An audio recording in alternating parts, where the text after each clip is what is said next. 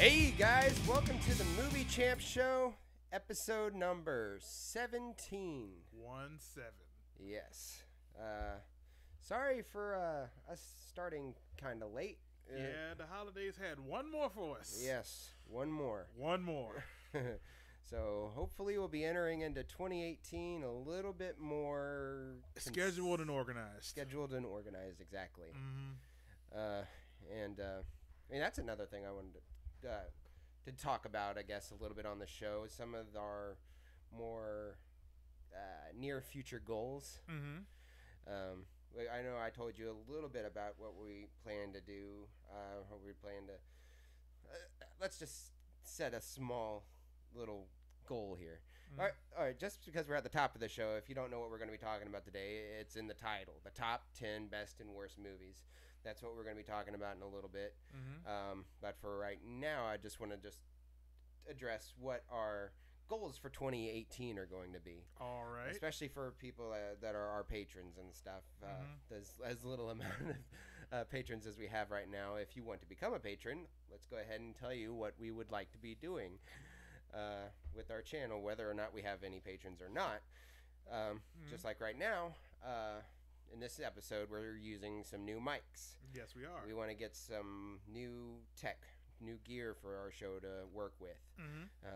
We're working slowly because we're working on a $0 budget right now. So all of this is coming out of our pockets and stuff. So that's how this is working out right now.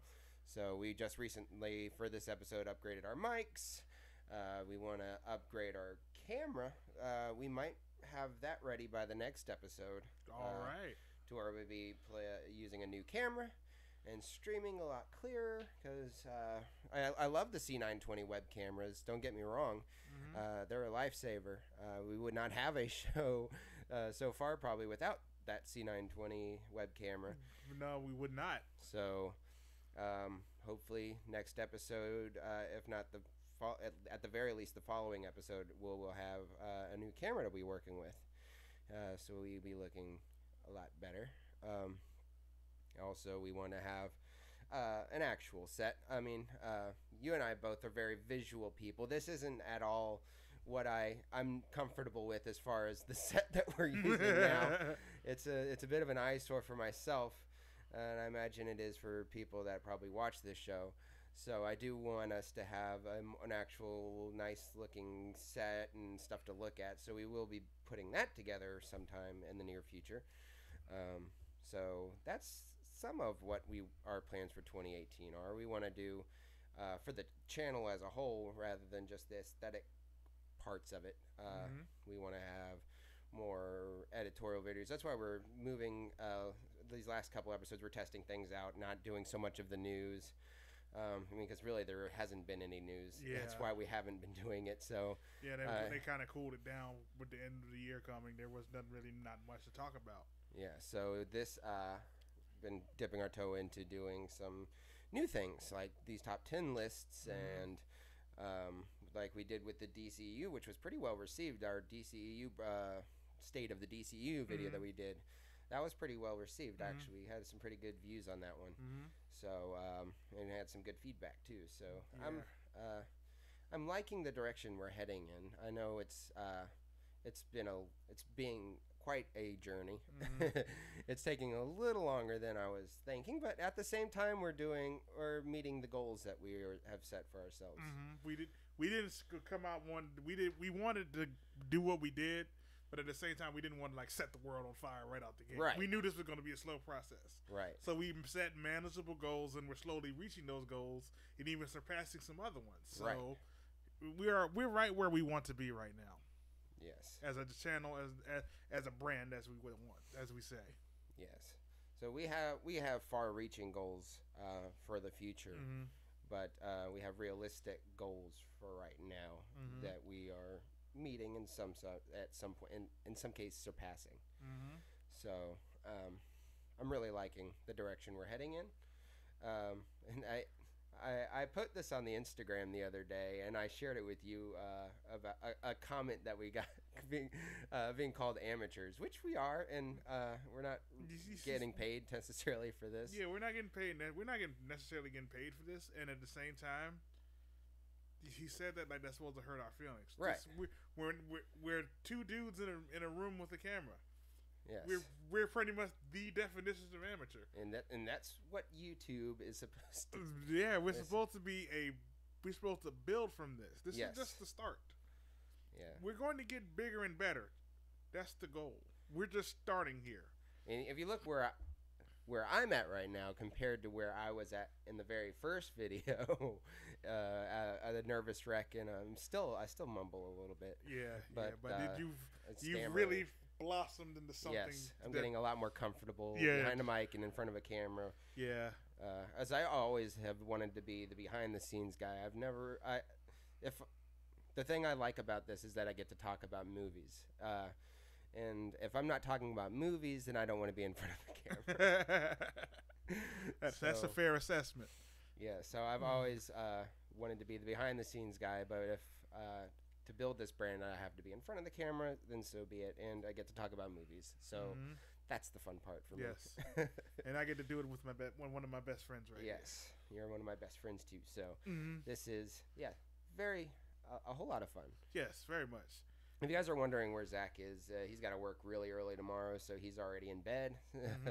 So that's why he's not here, but it's okay. He's with us in spirit. He's that's with why us his in chair spirit. is still Yes. here. So yeah, that's our realistic near future goal that we have. Is to get some new cameras, finish up getting this set ready, or getting the set done. That's something I've been trying to work out in my head how I want it to look, because it's like I said, I work on an out of my pocket budget, so very out of pocket. Yes. So I mean, this is a pretty.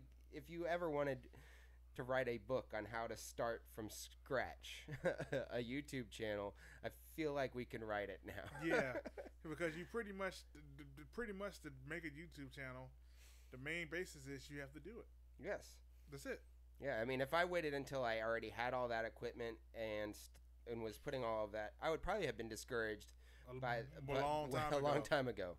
It's best to jump out now while we're still learning everything. Right. And then as we learn, we get better, and then the stuff gets better, and then we're already in the swing of doing things, and we're not amateurs no more. Right, because if I had shelled out all of that money in the beginning for that equipment and stuff, and then saw how long the process is as far as... He would have said, never mind. Yes. But since we took it slow and just used what we had and stepped up from there, like you said, episode 17, new mics, might have a new camera by 18, 19. Yep. Steps. Yep, and I'm learning how this whole YouTube thing works. I feel like I'm a little bit late to the game, but at the same time, I'm excited to be here. So I guess we are going to move on to our. Well, actually, I didn't put this in the title or anything, and I didn't put it in the description, and I didn't make a graphic for it. But I do want to talk a little bit about two movies that I saw this week. Okay. One of them has been out for a little while, but it hasn't. I don't think it's ever played in our area, so I did finally get to watch it on demand. And that movie is A Killing of the Sacred Deer, The Killing of the Sacred Deer. I still haven't got the title. I think it just might be Killing of a Sacred Deer. Killing of the Sacred Deer. Okay, so I saw that movie. I had heard a lot of buzz about it doing really well at festivals, and that it had a lot of Oscar potential. Let's see. I'm trying to think of if the summary. I don't think it spoils anything, because I think it's actually in the summary of this movie. It's Colin Farrell.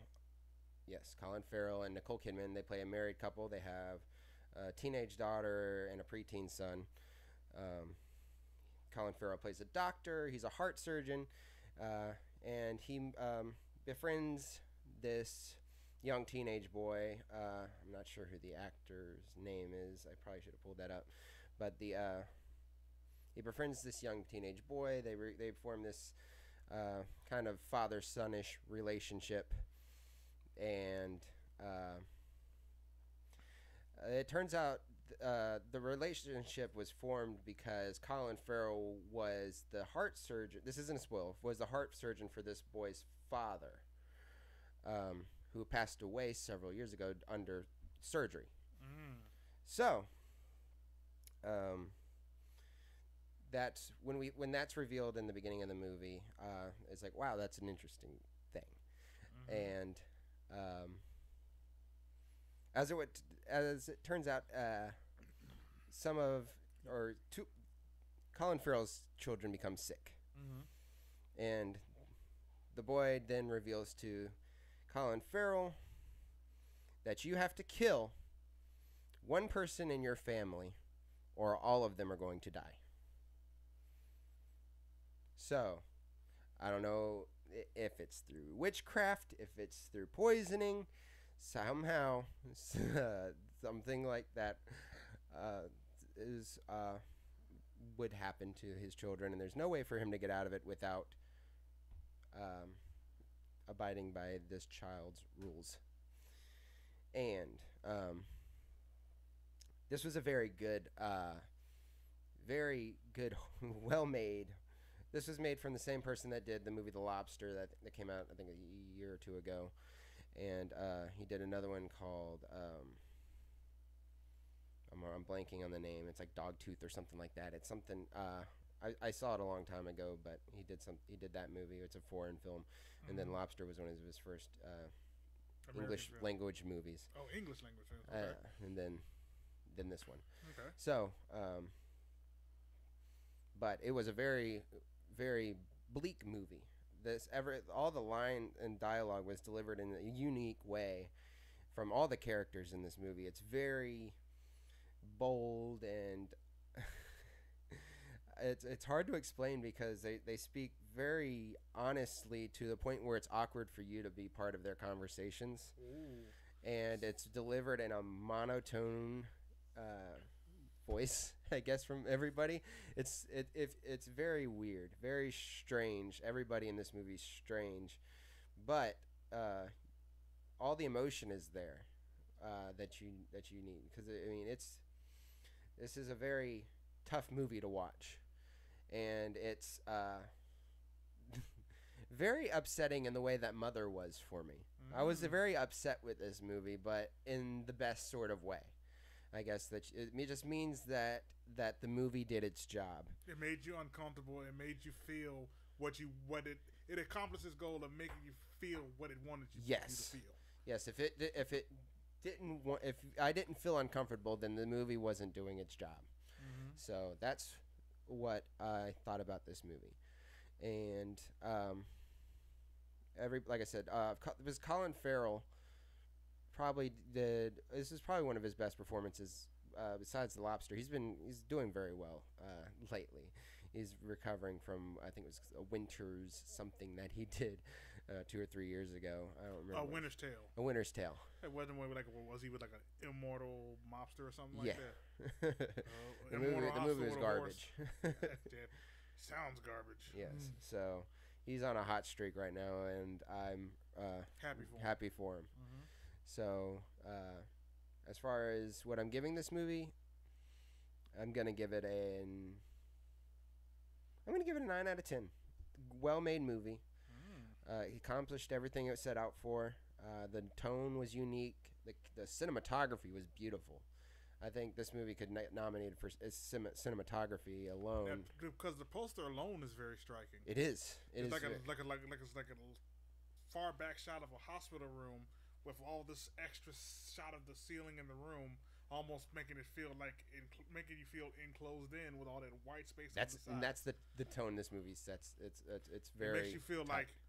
Like you're not watching these people. You're locked in there with them as they make these decisions. Yes. You're just like being in a room while someone's holding a very private conversation, and you can't leave.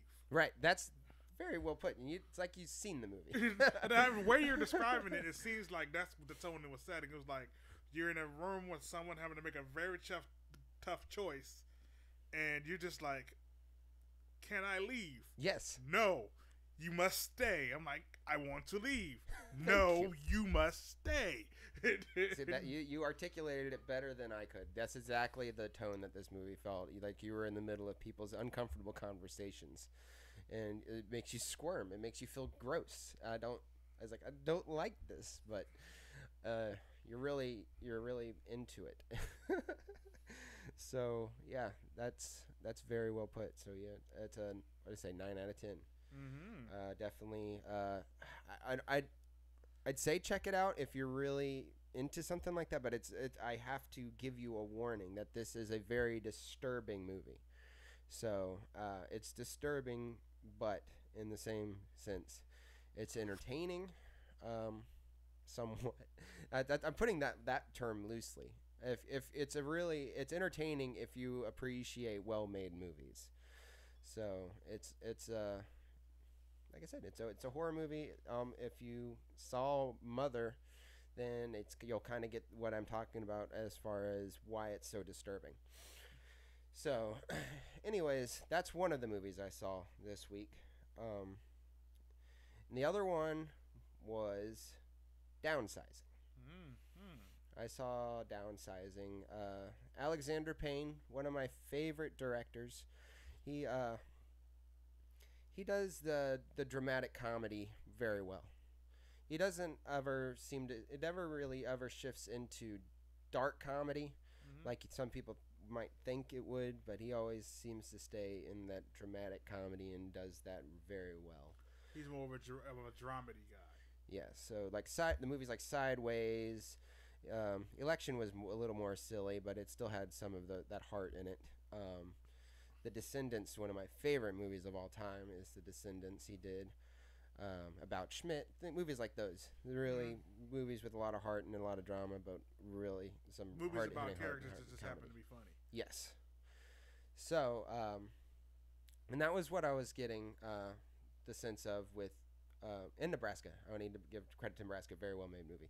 But anyways, that's what I was getting from the trailer with Downsizing. But this seemed to be one of his a larger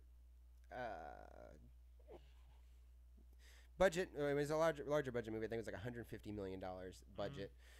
This was a larger scale movie than he's normally works with. He normally keeps ironic that it was larger scale about shrinking people. Absolutely. and he takes that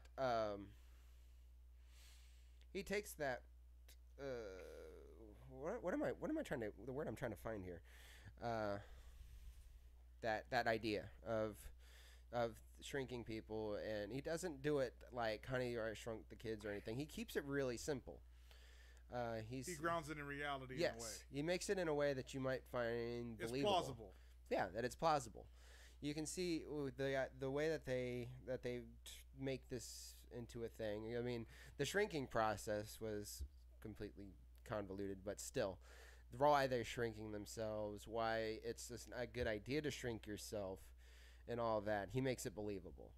So that part was really smart. I like that aspect. He actually of it. put thought into the whole downsizing concept. Right, because he just didn't just say, "What would happen if you shrunk people?" Right. He didn't go in with them. He figured out the. Yes, like I mean, because they say that they're shrinking themselves for environmental reasons, and some people do it for financial reasons because it is cheaper to live that lifestyle because why supply and things are smaller. And they create their own economy and stuff like that. He gets all of that. Why the government would give tax credits to people that would do that. He covers all that. He covers all the bases for why anybody would want to do that, which makes for a very good opening or first act. The second act was still pretty good, and then where the movie falls completely apart is in its third act. That it was pretty disappointing, the direction that the movie started to head in after it got to the shrinking process. Because I mean, he had a very interesting idea with all that, and he had an interesting story to tell. There's so many different directions they could have gone in with that the shrinking process, and then it turns. The director has a very I guess an apocalyptic view on global warming and stuff like that, which is okay to have, but the way that he addresses it in this movie is completely ridiculous.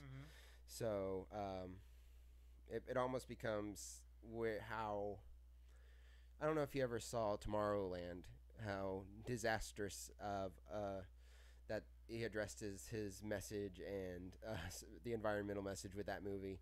It's pretty much how they do with this movie. It's yes, it's almost like save the earth, save the earth, save the earth. Right. So that's how this becomes. So if you're not completely on board with this director's idea of global warming, you're not going to enjoy the ride. And then you don't really see whenever I found out about the $150 million budget. You don't see it. I don't see it. You don't see it on there, which is fine because, like I said, he keeps it simple. He uses simple visuals and stuff. He doesn't overdo CGI or anything. There's no. Everything is really simple green screen stuff that shouldn't be hard to do. You don't see it, especially when you hear about this apocalyptic flood that's supposedly supposed to happen or something. You never see anything like that. It's all implied in your mind. You don't even know if it actually happens or not, which is weird. So I don't know. The movie, like I said, completely falls apart in the third act for me. It becomes very boring because, like I said, it becomes a documentary on global warming pretty much by the third act, and it's like it completely loses all of the heart that it had built there. And then they have an out of nowhere romance for Matt Damon that didn't feel real or organic. It just felt forced, and it was really it's really bad that this is probably. It's okay that this is his worst movie because it's still not a terrible movie, but it didn't do anything for me in the end. It felt empty. So I'm giving Downsizing a 6 out of 10. So it's on the same spot that I gave what's it called last week? The Greatest Showman. So just like The Greatest Showman, had a great concept but poor execution. But so yeah, I don't recommend you see Downsizing. Because every time I see something from Downsizing, I always in the back of my mind, yeah, it's cool that you added this shrinking mechanic to this movie, but couldn't you just do the same thing if you hit the lottery? Right. Couldn't you just make this same movie and just say, instead of shrinking, he just won the lottery? But then he would still have the whole moving concept and everything, and then you could still have your divorce plot lines and all that, which might be harder to do because, she did leave him after being told that they'll be worth $12 million shrunk. So. Right, because they were off to a good start there. I was curious of how I was going to like Kristen Wiig, if I was going to side with her at all, and you do kind of understand her side of it when it gets to that point, because they developed that part very well. It's just everything after that, the movie just falls apart because it just feels like you're being hit over the head with a message, which is it's fine. It's fine if it's executed correctly. We're the only ones that heard that, I believe. So that's the problem. Whenever a movie starts becoming more message than it is movie substance and stuff like that, and more movie, then you lose me there, because that's just how it is. It doesn't matter what the message is, whether I agree with it or not. If I can completely disagree with the message of a movie and still enjoy it if it's executed correctly. So for this, it was not, and because even Mother had a very strong message for the environment, and it had several messages, but I felt like that was executed a little better because it was done thematic, because it was fit the theme of the movie. Yes. Where at this one, it was just kind of like, okay, this is about shrinking people and living in a new economy. Where's this global warming plot thread coming from? Yes. Like, hey, like you like watching the movie, and you say, what's this string doing here? Global warming? What? You just keep pulling the plot thread, like, oh, so this is what the movie's about now, okay? Right. Yes. Because I mean, Matt Damon's character, he's supposed to be this guy that he's very selfless. He does a lot of things to please other people, to please his sick mother, to please his wife. All this. I mean, he just wants everybody else to have a better life, and that's what he feels he is fulfilling him. And now he's forced with this global warming group and all these environmentalists and stuff that he ends up finding himself working with. And then I was like, oh god, it's okay, I get it. I get it. All right, I get it. It's like we're not going to see, and he's still, I don't know. We never got to fulfill that part of his character development. I was like, okay, is he going to be a hero now? Is he doing? I mean, he's still not doing anything for himself here. He's not doing a selfish act. He needs something to, I don't know, develop his character a little better. There were some other paths they could have taken to reach his character fulfillment, and they just did not do that. Okay. Good to know. I still might check out Downsizing for myself because I'm intrigued to see it, and plus my mom wants to go see it too. So maybe I'll take her to go with me to go see it or something. Because sometimes in the concept may be interesting enough that maybe I'll forgive that third act if it's not as egregious to me. Right. But the way you're describing it, it's sound like other movies that pulled that stunt before. Yes, exactly. Mm-hmm. So, guys, have you guys seen Downsizing? Do you agree with me that the movie felt a little... Or Killing of a Sacred Deer. Yes, or Killing of a Sacred Deer also. Mm-hmm. Guys, remember not to spoil these movies in the comments. I don't think... No spoilers. I came close to spoiling both these movies, and I think I didn't. So. No. You just said what was good and bad about them. Yes. No spoilers. Right. Okay, so now we will get to our main topic. And now I know what that noise was earlier. Yes, that was my that. remote disconnecting. There we go. Yes. Okay, so now we are going to switch over to our top 10 best movies of 2017. So, you go ahead and start this one. All right. So, best movie. Number 10, The Disaster Artist. Disaster Artist, number 10. Mm-hmm. Okay. I can see why it's at least in somebody's top 10. I mean, I can see why it's in the top 10. Why it's at number 10, I question. But anyways, I love that movie. I loved it. I liked it a lot too, but But the movies that I have ahead of this one, I liked a little more due to my taste being different. Right. Yeah, because it was good. Maybe I would have moved it a little higher on my list had I seen The Room and maybe got even more out of it, But as it sits right now, 10's a good spot for it. Okay. Yeah. I mean, I agree with you there. No, The Disaster Artist was definitely one of my favorite movies of the year. Mm-hmm. I thought it was well executed. I thought it was hilarious, absolutely hilarious, and I thought it had a lot of heart. And I think James Franco is still my number one pick for the Oscars right now for best actor or best supporting actor, whichever one they choose to go with here, because he technically was a supporting character in my opinion. Yeah. But he had a strong enough performance that they might go ahead and put him into the best actor category. Who knows? Let's see what happens. I still haven't seen the Florida Project yet. So there's other movies. I don't know about Willem Dafoe and all that stuff. So yeah, The Darkest Hour. Oh, Darkest Hour too. So yeah, there's still some pretty good competition. Which one? The Post. That Tom one's Hanks, that. Meryl Streep. I mean, they might go ahead and give Tom Hanks just throw him an Oscar nomination, like they would like they're going to do with Meryl Streep. But the movie is not being as well received as they had hoped. So I don't think it's going to affect their performance at all. So yeah, you might be right.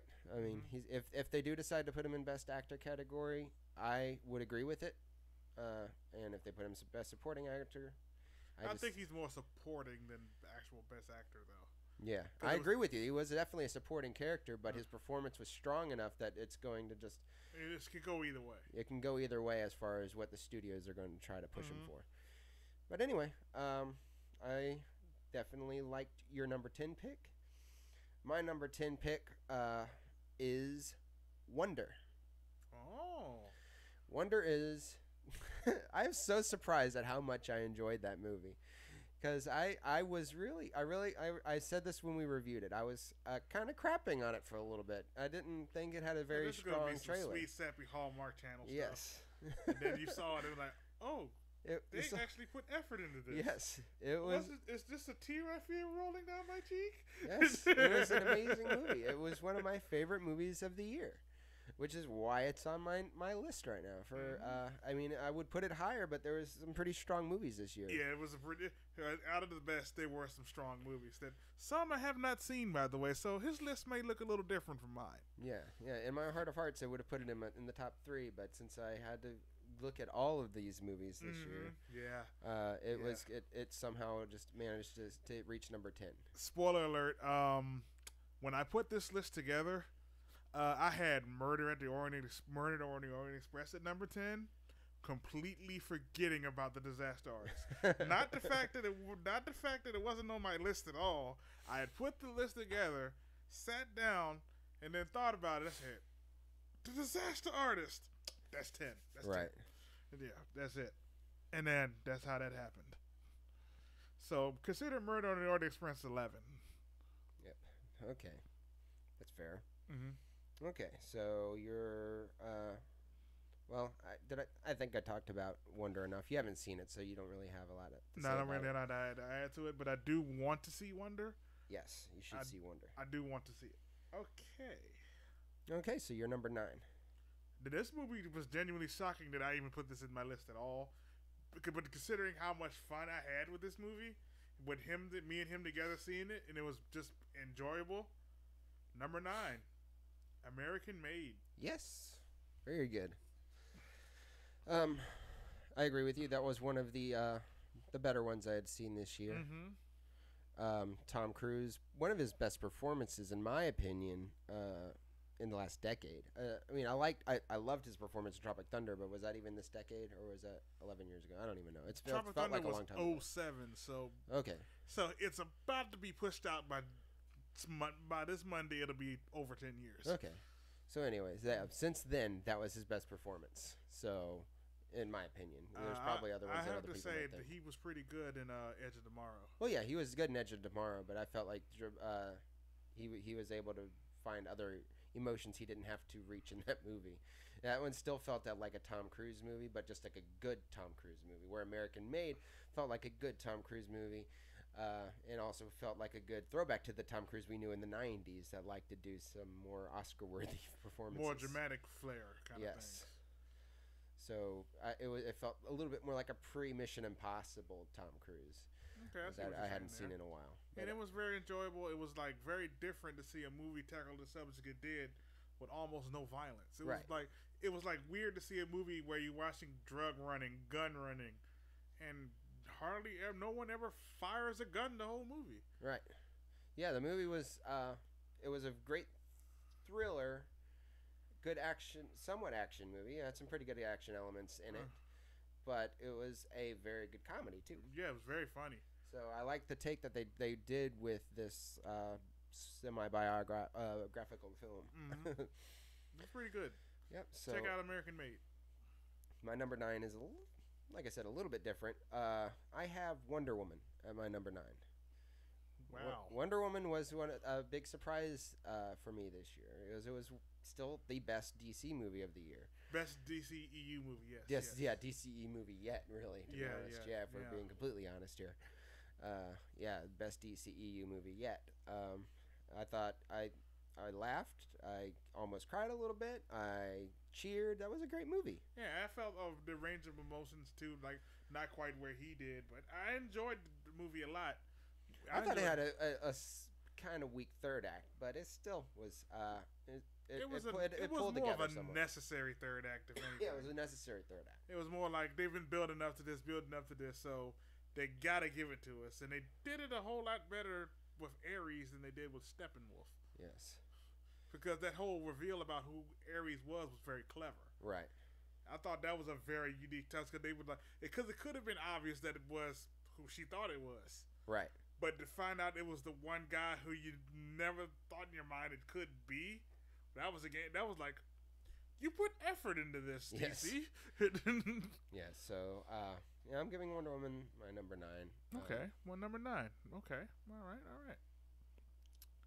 Number 8. Now, again, this is a movie me and him saw together. And again, this is a movie I was very surprised by it, how well put together it was. Number 8. Marshall. That is surprising that it would end up in anybody's number 10 or top 10, but yeah, that's a good movie. It's a very good movie. Because my criteria when it comes to when I put my list together is movies that I would recommend to people and sit and watch with them again. I think I probably enjoyed that movie more because I watched it with you. Because there were some pretty funny parts in it. I mean, it was not. This is by no means a real a straight up comedy at all. This was a very serious movie. It was again more of a. It was like a dramedy. But it had it had some moments of levity in there to help with the tension. Yeah. Yes. But my only big issue with that movie was just that it just missed some of the flair.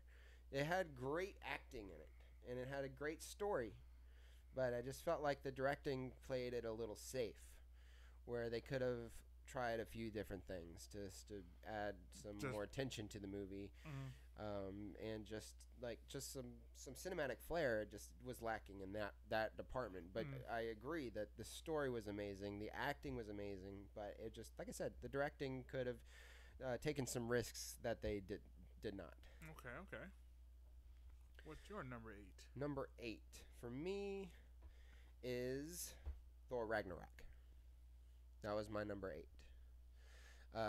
Very, very funny movie. It was probably the funniest movie. It's probably tied with the first Guardians of the Galaxy as far as laughs and. I believe it's a 3-way tie between Thor Ragnarok, First Guardians, and Ant-Man. That's probably where mine is right now when I think about it, because the Ant-Man was also extremely funny. Because Lewis by himself was, because he would always just say the funniest things, and then the way he would do the whole how he got that information bit, and how everybody would be talking, but it would still be his voice. Right. That was funny. I think Taika Waititi's character is still probably one of my favorite characters in the whole movie. Him back. Yes. I would love to see him, if he's not directing another Thor. I mean, I wanted to see him stick around with Thor, but I don't know what's going to be left for him to stick around with anything. If you're not sticking around as a director's role, at least keep him as the voice role for Korg. Yes. Because he was hilarious. You're right. Because you see this big rock dude, he's like, hey, man. What? Like, hey, man, I'm starting a revolution. Care to join? I'm like, what was, he said something about, I don't remember how, it was something about the invitations or something. I said I had flyers, and then I didn't print enough. Yes. And then I wound up here. But as much as I enjoy that, I want it to stick into that little. I don't want that to be the whole broad of Marvel. I don't want Taika Waititi taking over the Marvel universe after that. Oh no! But I do like what he did with that movie. I would like to see him tackle like an Ant-Man movie. Yeah. He'd be cool to see him tackling Ant-Man. You know, bring Korg back in Ant-Man. I don't care. Yeah. So that was my number 8. Okay, so now we're going on to number 7. Number 7, a movie I saw, not having seen the original, but enjoyed on its own, and that's a testament to how good this movie was. Number 7, Blade Runner 2049. Yes. This is where we actually intersect here. Oh, okay. Or not intersect. Agree. Mm-hmm. Parallel, not intersect. Parallel. Opposite. Math. That is also my number 7. Math terms. Yes. Who says this show's not educational? We went through intersections, parallels. So yes, we are actually in agreement here. Number 7 with Blade Runner 2049. I went into that movie scared to death that I was going to fall asleep.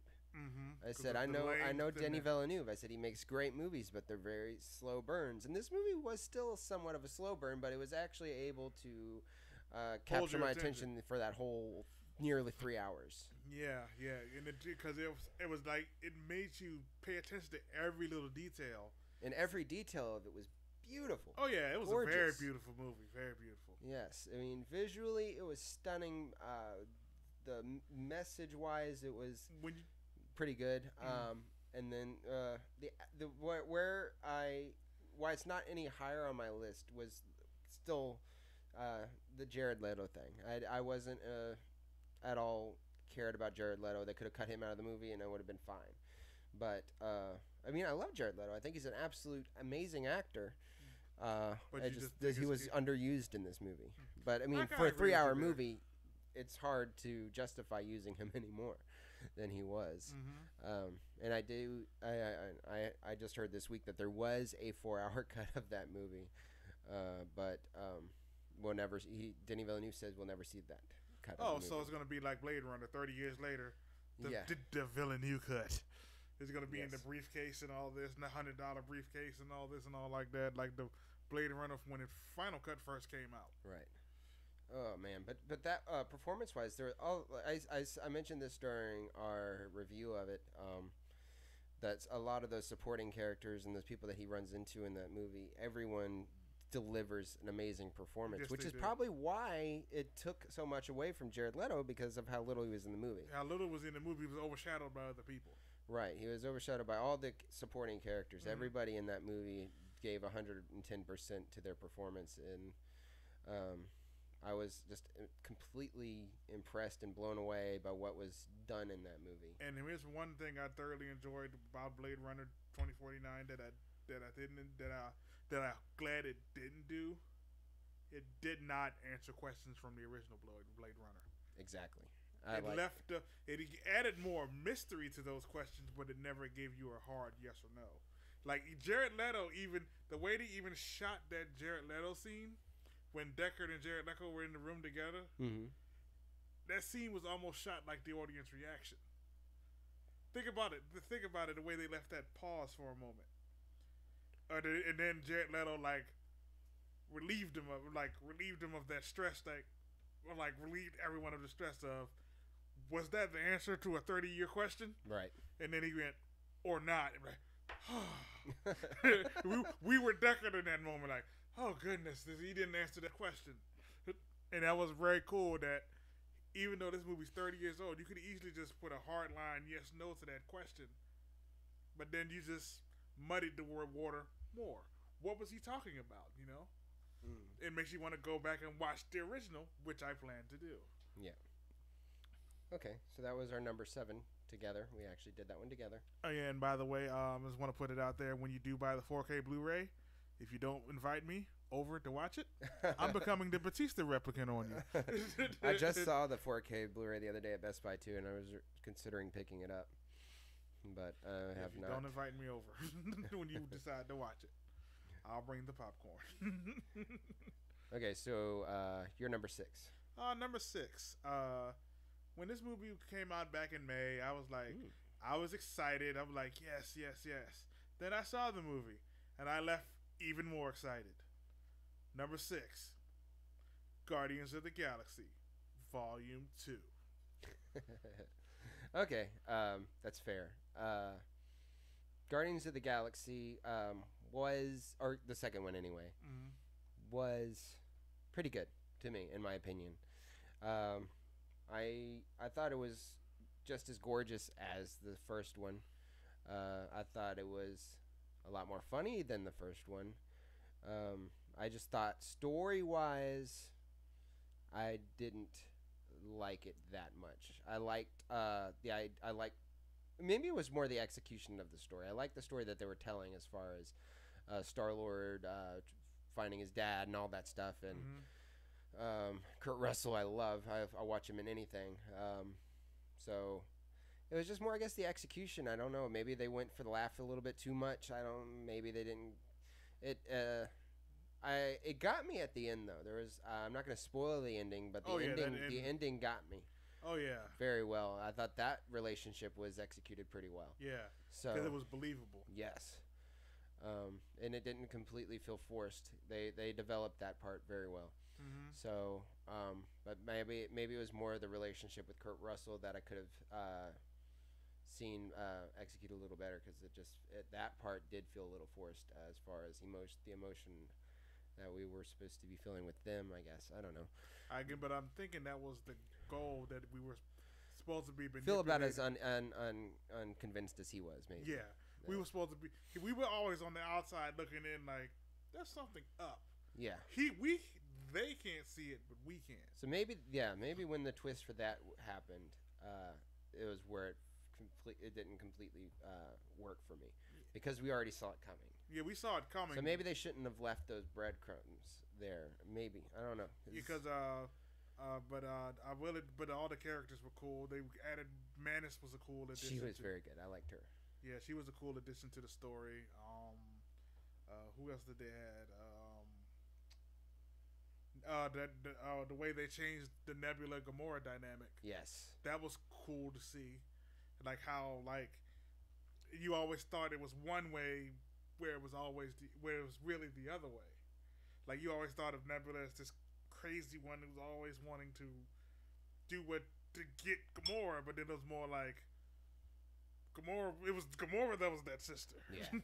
And it was weird to see that relationship be explained that way, and then it was like resolve it in that movie, and it's like, okay, and then we might get closer to the comic book resolution of Infinity War based on the actions of those characters. I won't say how, but if you know your Infinity Gauntlet comic book, you know what I'm talking about. Okay, so that was your number 6? That was my number 6. Okay. My number 6, one we actually saw recently, Star Wars The Last Jedi. Only 6? Only 6. And it's for all the reasons that we had spoken about before. There were some elements in there that just didn't work, and there's some stuff that was introduced that feel like they might be just blowing some smoke. It might be just some false flags. I don't know. It's just there are some parts in it that just didn't completely. I hate that thing. My phone keeps turning off that thing, and I wish I could turn that part off. We could probably look in the settings and see. I could do it. Whenever we talk about the next thing, when you introduce the next thing, I'll try to turn that off because it's annoying. Oh, we could just do it after the show. No. I mean, I was going to do it now. I know. I'm sorry, but you can go ahead. Okay. Anyway, we'll go back to the story. I'm turning it back on now. Okay. So, anyways, it was like I said. There was just some parts that just didn't work. It didn't feel like a full movie for me. I mean, like I said, it just felt like a middle part to a movie, which doesn't always work for trilogies and stuff, even though this is technically a trilogy. The middle ones always tend to do that. Yeah.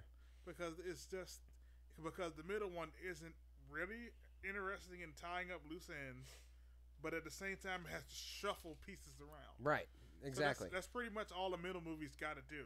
And that's what they did with this movie. It's pretty much what they did, but they also left a whole lot. They left it up in the air so much that no one can predict what 9's about, and I think that was a good idea. Yeah, I mean, it was a good idea, but it's just upsetting that it didn't do anything differently. I mean, they made some bold decisions in this movie, but at the same time, it's predictable decisions. We'll talk more about it later on. Yeah, well, we talked about it in the spoiler review though. Yeah. So check out our spoiler review if you want to know more of what we're talking about. If you haven't, I mean, you should know what we're talking about if you saw this movie. But like I said, the ending with some character just felt predictable, but at the same time, predictable but possibly necessary. Yeah, predictable but necessary. But yeah, I mean, you're right. You don't really know what's going to happen in this last movie. You can if it's formulaic, then you know what's going to happen. But If I don't it's know. not, With the way everything's left out, I don't remember. There has never been a character in Star Wars like Kylo at this point. right? He is a loose. I do like. I love. I love all the characters in this movie. Uh huh. I think Kylo's a really cool wild card right now. Yeah, he's a very cool wild card because you don't know what his true loyalty is. Right. Is it to the dark side? Is it to the light? Is he a Is he just in the middle and is he he just a has his gray? own vendetta against? Yeah, does he have his life? own personal vendetta that has to eat neither side? Right. What is he? That's a cool idea. Yeah. So I just want. I'd love to see what they do with him in this next one. Mm-hmm. And then there was. I think it was more the Finn character that they didn't do enough with. Oh yeah, they didn't do enough with Finn at all. But at the same time, we still got one more movie to do something with him. Right. So I again, like I said, the middle one's about shuffling pieces. They just shuffled him, and they shuffled him around with Rose. Yes. And so now Finn and Rose are a thing, and I have no problems with that. Well, that was One of the weak elements you don't like. yes. It was one of the weak elements I didn't like because it wasn't developed enough. That it came out of nowhere actually for me. I liked where Well, if you they tried to develop something like when they went to that casino and stuff like yeah, that. I'm thinking what it was. Is she felt like if this was going to be it, I'm going for it. Right. If this is the end, if this is where I end, So I'm that going was for that was more for her than because even I think Finn was taken by surprise. I don't think he completely accepted that either. yeah. But it was more for her than it was for yeah, and I us think or for them. I or think for that's him. where 9's going to tackle that aspect of things too. Okay. Well, anyways, that was my number 6. Mhm. What's your number 5? Number 5, when this movie was announced, everybody was like, ugh. Oh, okay. I think I know where we're going with this one. And then when it came out, it was like, oh, this is the one bright spot that it has. Oh, okay. So number 5, Wonder Woman. Oh, okay. Yeah, not where I was thinking because I've already talked about it. Yeah, Okay, that's cool. yeah. But Wonder Woman, I enjoyed a lot. It was very good. It was almost like a throwback to Christopher Reeve Superman in a way, where it was actually light, fun, but it still had an element of drama to it all too.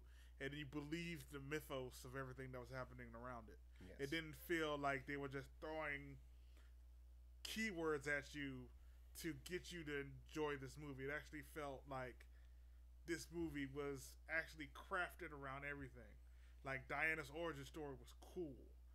What the way she was, everything that happened with her character was very well thought out and everything like this. The third act was a kind of your standard comic book kind of bang bang action kind of stuff, but at this point you kind of grow to expect that kind of ending. Okay. And I enjoyed it a lot. All right. So now we're in our top 5, or right? Yeah, top 5. Top 5, and that was your number 5. My number 5 was Wonder Woman. Okay. Whew. Well, my number 5 is Mother. Oh, yes. I know I was upset with that movie. But the more I think about it and the more I hear about like just the behind the scenes of that movie, the more I become impressed by it. Okay, that truly was a shock. Yes. The movie is just a roller coaster, and I think it was it's probably one of the most brave movies made in the last few years. The fact that it got made is impressive to me. And for the budget that it was made, it was really impressive to me. But I don't think another one's going to get made because of what it brought back. It brought back a lot of backlash, and it brought back a lot of, oh man, not a lot of money. So that's what it did not bring back. Bottom line is it's money. kind of important for movies like that to get made. A movie can be complete trash, but if it makes $1 billion, they'll make another one. Transformers, we're looking at you. But Jennifer Lawrence's performances in there is definitely back where she should be making those types of movies, I guess. And it was just a great Darren Aronofsky movie. So Okay. that's my number 5. All right. Pretty tough. This All is this top 5 part is so hard. Well, you're starting to see where my top 5 is leaning towards. But this next one, when he popped up in Civil War in 2016, everybody was like, "Okay, what's Homecoming going to do?" Homecoming landed on number 4 on my top 10 list. That's what it did. Yeah. So, Spider-Man: Homecoming, Number 4. number 4. That's definitely deserves to be in the top 5. I agree with that. It was one of the more. It was probably one of my favorite Spider-Man ever. He replaced Tobey Maguire in my heart. Right. So the first Spider-Man is still one of my favorites. Yeah, the first Spider-Man is like the first Spider-Man is up there with the Dark Knight, Superman from '78, and in that pantheon of comic book movies where nothing is going to ever beat this movie because it was so. It was, I mean, groundbreaking. Yeah, because I mean, we thought we had seen some impressive stuff when we saw the first X-Men of Bryan Singer, and I just remember how big of a game changer it was when Sam Raimi's Spider-Man came out, and I mean that's why that's probably so high on the list. It's got so much nostalgia and memory and feelings to that. But as far as a modern day Spider-Man, I mean, it's hard to believe that that's not modern day anymore because that was so long ago. That was, 15 years ago? Yeah. So they've rooted it twice since then. So, but with this Spider-Man, it was a great modern Spider-Man, and it felt like a really good throwback, and it fits today's time so much better. And one thing I enjoyed about him so much is the fact that he remained a motor mouth. Yes. He remained a motor mouth, but he wasn't an annoying motor mouth. Because that's what I thought with the Spider-Man, the Amazing Spider-Man, was that I said, oh gosh, it was annoying with his. So I said, at the time I was thinking they just need to cut that part out of him, like that whole personality trait. If they're not going to do that right, just take it away from him. Yeah. But I'm glad that they brought it back and that they made it work this time. And the fact that he's actually a child. Yes. 16, 17 years old. That actually adds a lot of drama to his character himself. Like the one scene near the end when he's under the rubble. Right. And he's Spider-Man and he's calling for help. That was awesome. Was like a very even though he's Spider-Man and we know what he can do, he's still 16 years old. He's gonna call for help. Yeah. And I thought, and he figured out help wasn't gonna come. He had to get out of himself, but that was cool to see that they added that characteristic to his character, even though we know Spider-Man could That was himself. Probably one of the most helpless feelings I've ever seen from a superhero movie. I know, and it was very cool that they even added it to begin with. Yes. Because when he triumphed over it, it made you feel something. You're like, okay, now he's the Spider-Man we know. He's truly Spider-Man now. Yes. Okay, so that was your number 4. That was my number 4. Okay. My number 4 is... Where did I have it? Come on. Okay. 3 Billboards Outside of Ebbing, Missouri. That movie was... I didn't think it was going to be so high. But it really was. It was one of my favorite movies of the year. It's probably one of my favorite movies of the last few years. It felt like... even though it wasn't a Coen Brothers movie, it felt like the Coen Brothers movie that I've been missing. It's especially with how poorly received Hail Caesar was. It felt like a good Coen Brothers movie for the fact that it wasn't a real Coen Brothers movie. And it was probably Frances McDormand's best performance since Fargo. I can't really think of too many movies she's done since Fargo, except for one of the Transformers movies. But she was in, I think, one of the third or the fourth one. I don't know. They all kind of run together. Yeah. But anyways, she definitely deserves a best actress Oscar nominated. I can't wait till we get to that episode where we do our Oscar predictions. Oh yeah. Because that's one of my favorite things to do, and I think she deserves an Oscar nomination for Best Actress for her performance. This movie does things. It takes you places that you didn't want to go, especially with some very unsavory characters. And they make you feel for these unsavory characters, which is something that you don't think you would ever want to do. Mm-hmm. So there's a lot, and then there's just the complete foulness of this movie, with all the just the off-putting language and stuff like that. That just it gets into your skin, Mm-hmm. and it's just it's a tough movie to watch, but it's a really interesting story and enjoyable experience in the end. So that's Three Boards Outside of Ebbing, Missouri. That's my number 4 movie, and I'm really surprised. Hoping this top 3 is really good. Okay, my number 3 movie just came out a couple of weeks ago. Very divisive on the internet right now. Unfortunately for the internet, I'm on the side that likes it. Number 3, The Last Jedi. Last Jedi. Okay, that's pretty high up there. Yeah, because the more I think about The Last Jedi, the more I like it. Because even though because like I said, it was not The Force Awakens, and then as I sat back and thought about it, it was never trying to be The Force Awakens. Right. It was trying to be It's The okay. Last Jedi. Yeah. And so the more I think about it, the more about the direction it took the story, and how, like, at the end of it, I even left wondering. I even said this out loud in the theater when I got done watching this movie. What's 9 going to be about? And I did not know. And I think that is this movie's greatest strength. I cannot guess where this thing is going to go now. It's so wide open now. You can go anywhere with this now. And I think that's this movie's great strength. It's like truly like we're not, like Kylo said in the advertising for the movie. Let the past die. The past, everyone connected to the past Star Wars is pretty much dead now. In continuity anyway. Right.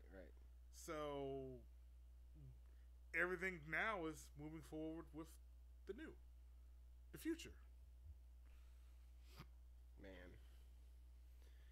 Well, What's that was your number 3? That was my number 3. My bronze pick. Okay. Gosh, this top 3 is so hard. Okay. So for my number 3 thing, I'm doing the numbers in my head real quick. Mm-hmm. There's that. Okay. And then there's that and that. Okay. So my number 3 is going to be okay. Disaster Artist. I'm taking it. Disaster Artist is my number 3. It's got the rewatchability factor going for it. Mm-hmm. It's hilarious. We've already covered that. Mm-hmm. It's got great Oscar potential. Mm-hmm. And that's why it's my number 3. I love that movie. It's going to be one of my favorite movies to return to for a little while, I guess. Mm-hmm. Maybe I'll go into, I don't know how long, but Yeah. for the time being, it's a great return factor to it. Mm-hmm. So that is my number 3. Mm-hmm. My number 2, my silver pick, Thor, Ragnarok. Oh man, that is really high up there. Oh yeah, because I love this movie. It was not what I expected a Thor movie to be after Thor and Thor: The Dark World came out. It was like Thor and Thor: The Dark World were trying to be like Shakespearean epics set in the MCU and all this and all like that. And this one was like how they advertised it, an 80s buddy movie set in outer space. And I was like, I am here for all of this. Give me more, please. And I enjoyed every minute of it. The visual style was cool. The soundtrack was cool. The way they just dropped all the pretentiousness was fine. I thought that was cool how they just opened up with him just dangling, and he was like, "You're probably wondering how I wound up here." And like, yeah, how did you? And he pretty much told you, and it was pretty funny.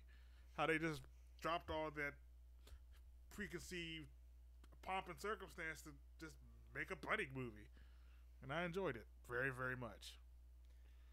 Okay.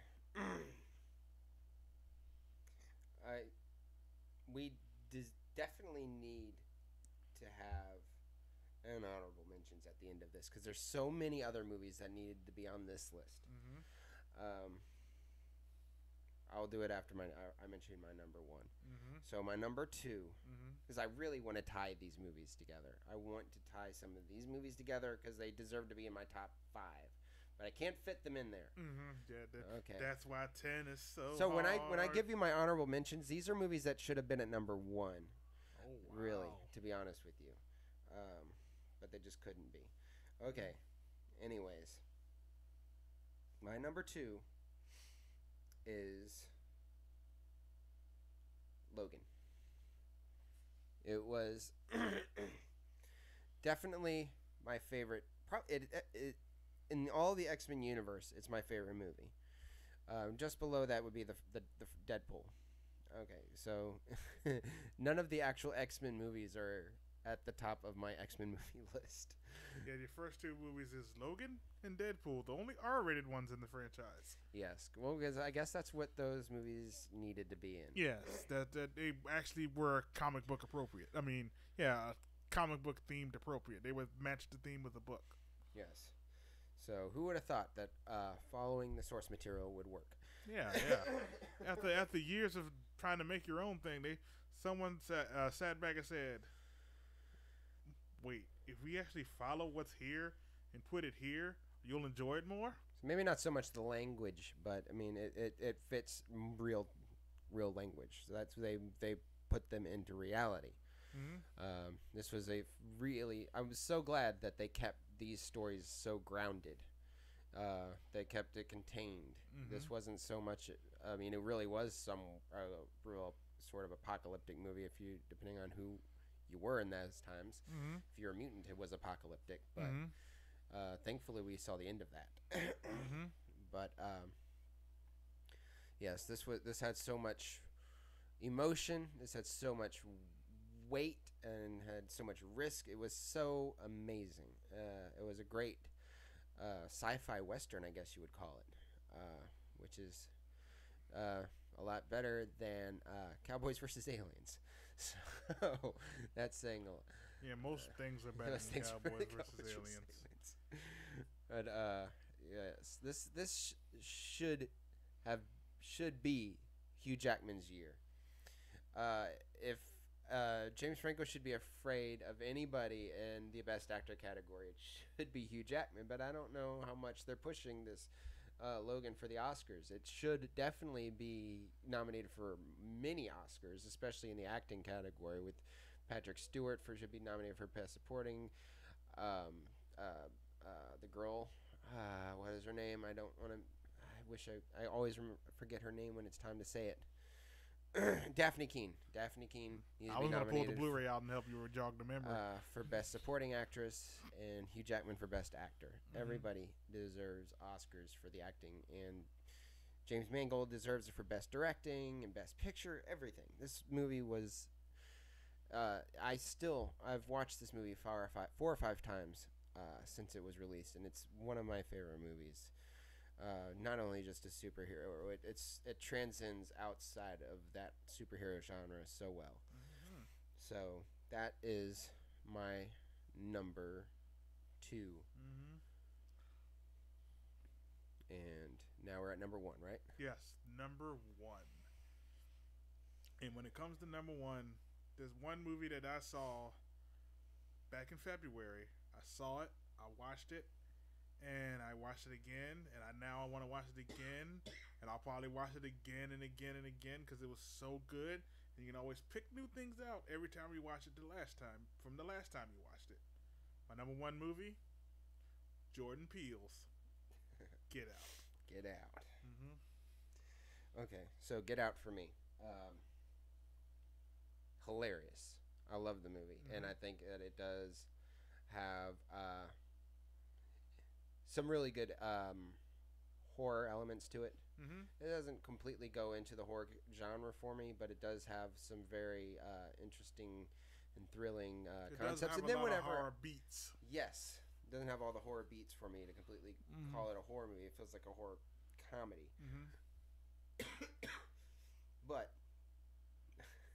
I didn't realize this the first time I had watched it, but there were so many Easter eggs in Get Out that were so cleverly placed. And man, I watched some of them on YouTube, installed Jordan Peele revealing so many of them, and some of them that he said that people would mention to him that he said, "Oh yeah, that was something." Anyway.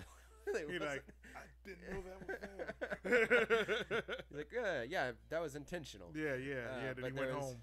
How did they see that connection? Yes. That was just a prop I sat on the table. Right. So, I think it was such a smart movie. It was one of the smartest comedies to be released in a while. Mm-hmm. And if it was considered a horror to some, it's one of the smartest horrors then. Mm-hmm. But yes, definitely agree that it deserves to be in someone's top 5. Mm-hmm. I put it at number 1 because I watched it, and every time I watch it, I pick up a new detail that I missed the last time. Like the first time I watched it, it was weird to me when the homeboy, when he was out to get the smoke, and the groundskeeper was just breaking a full sprint around the property, and then when it revealed who he was, I forgot about it until I watched it again, and then I went, that's why he's doing the full sprinting. That's why. Because you didn't think about it at first because it was just something weird to see. But then when you watch it again, you hear him talk about how his dad raced with Jesse Owens. Right. And then you find out that he was in the groundskeeper. It's like, right, he's keeping his track skills up. Yeah. That makes sense. Okay, so my number 1, and this was taking a lot of thought into this. Something that you pointed this out earlier, things that you should make higher on the list, or things that you know that you're going to rewatch, Mm-hmm. that it's going to feel like the first time you watched it again, Mm-hmm. every time you watch it. Mm-hmm. And that's why this is my number 1 movie, because I feel like this movie is ageless. It really is, because this movie that I'm going to mention is ageless because this was based on back in, I believe it was like early 2000s. So, and it feels so relevant today, and it would have felt relevant even before the 2000s. And that movie is Lady Bird. I gave this movie a 10 out of 10, I believe. Wow, Lady when we were reviewing this movie.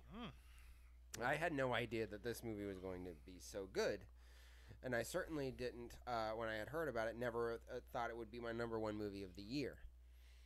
But it is, because it is one of those movies that I feel like I can watch again and again and again, and I'll find something new, or it's such a, I don't want to call, I'm saying simple story in the most complimentary way possible. They didn't complicate things. They just told a story that they got a beginning, middle, and end, and told it very well. Yes, there's no twists or anything in this movie that will make you feel like, where did this come from? Right. Or just when you watch it again, like, when you watch the twist of a movie and you watch it a second time, it's not as exciting. Yeah, because there's nothing like that in this movie. Because it's so telegraphed now that you know that it's coming. Right. So there's nothing like that in this movie. So it keeps you refreshed every single time you see it, which is great. And it's such a great debut. You know what's amazing? Both of our number 1 movies were debut director movies. Yes. So your number 1 was Jordan Peele in his directorial debut, and mine is Greta Gerwig in her directorial debut. That's something to say, because this is one of the 2 of the directors that are definitely in the top for best director categories right now, in the Oscars, as far as predictions go, and well deserved. Very much so. So, that's saying something for people that want to go out and start filmmaking. Um, if you, uh, I'm hoping that both of these two are not just shots in the pan. I hope that they actually can have fulfilling directorial careers after this. Well, I like to think that Jordan Peele can, because a lot of his Get Out, even though because I feel like didn't he do a lot of writing for Key and Peele too? Oh yes. So yes. and a lot of those skits were very well done as well. Yes. So I like to think that he won't be a flash in the pan because his writing is so good. Yes. That he could just keep doing what he does. The reason why Keanu didn't feel like it didn't do well last year, because I feel he didn't write it. Yeah, I mean, Keanu is great. It's great, but it could have been a whole lot better with his writing. Oh yeah, and I know I don't think he's directing, but he's working on the White Klansman or Black Klansman or something. Black Klansman. I've heard of that. I also heard he's working on the Twilight Zone for CBS All Access. Oh yeah, and that might make me buy it. Yeah. So, which Get Out felt like an extended Twilight Zone episode to me. And that's a compliment. Yes. And Greta Gerwig's Lady Bird, it's a much simpler, like I said, simpler and the most complimentary way possible story. They didn't try to overdo it. They just told us the story and got in, got out. So if she, I'm not saying stays in this lane as in stay in a comfort zone. I would love to see her take risks and other things too. But telling stories like that are very important, and I really appreciate that. And it's such a relatable and down-to-earth film that it's one of my favorites. Definitely of this year, but it's going to be probably one of my favorites for years to come too. So that's our top 10, guys. There's so many other ones that should have been on this list that come to mind. And I pray that none of them are in my top 10 worst, but we're about to find out. Okay, so now it's time for the top 10 worst. Now is maybe the best part or the worst part of the video? So this one, I know my list is going to upset some people. Yes. So this list is probably going to be a whole lot longer than mine too, because like we've said before, we both have regular jobs, so one of our jobs offers us more free time than the other. So I may not have as many movies on my worst list as I did in my best list. Okay, so most of the first 5 in my top 10 are more movies that could have been good, or some were pretty good, but they just didn't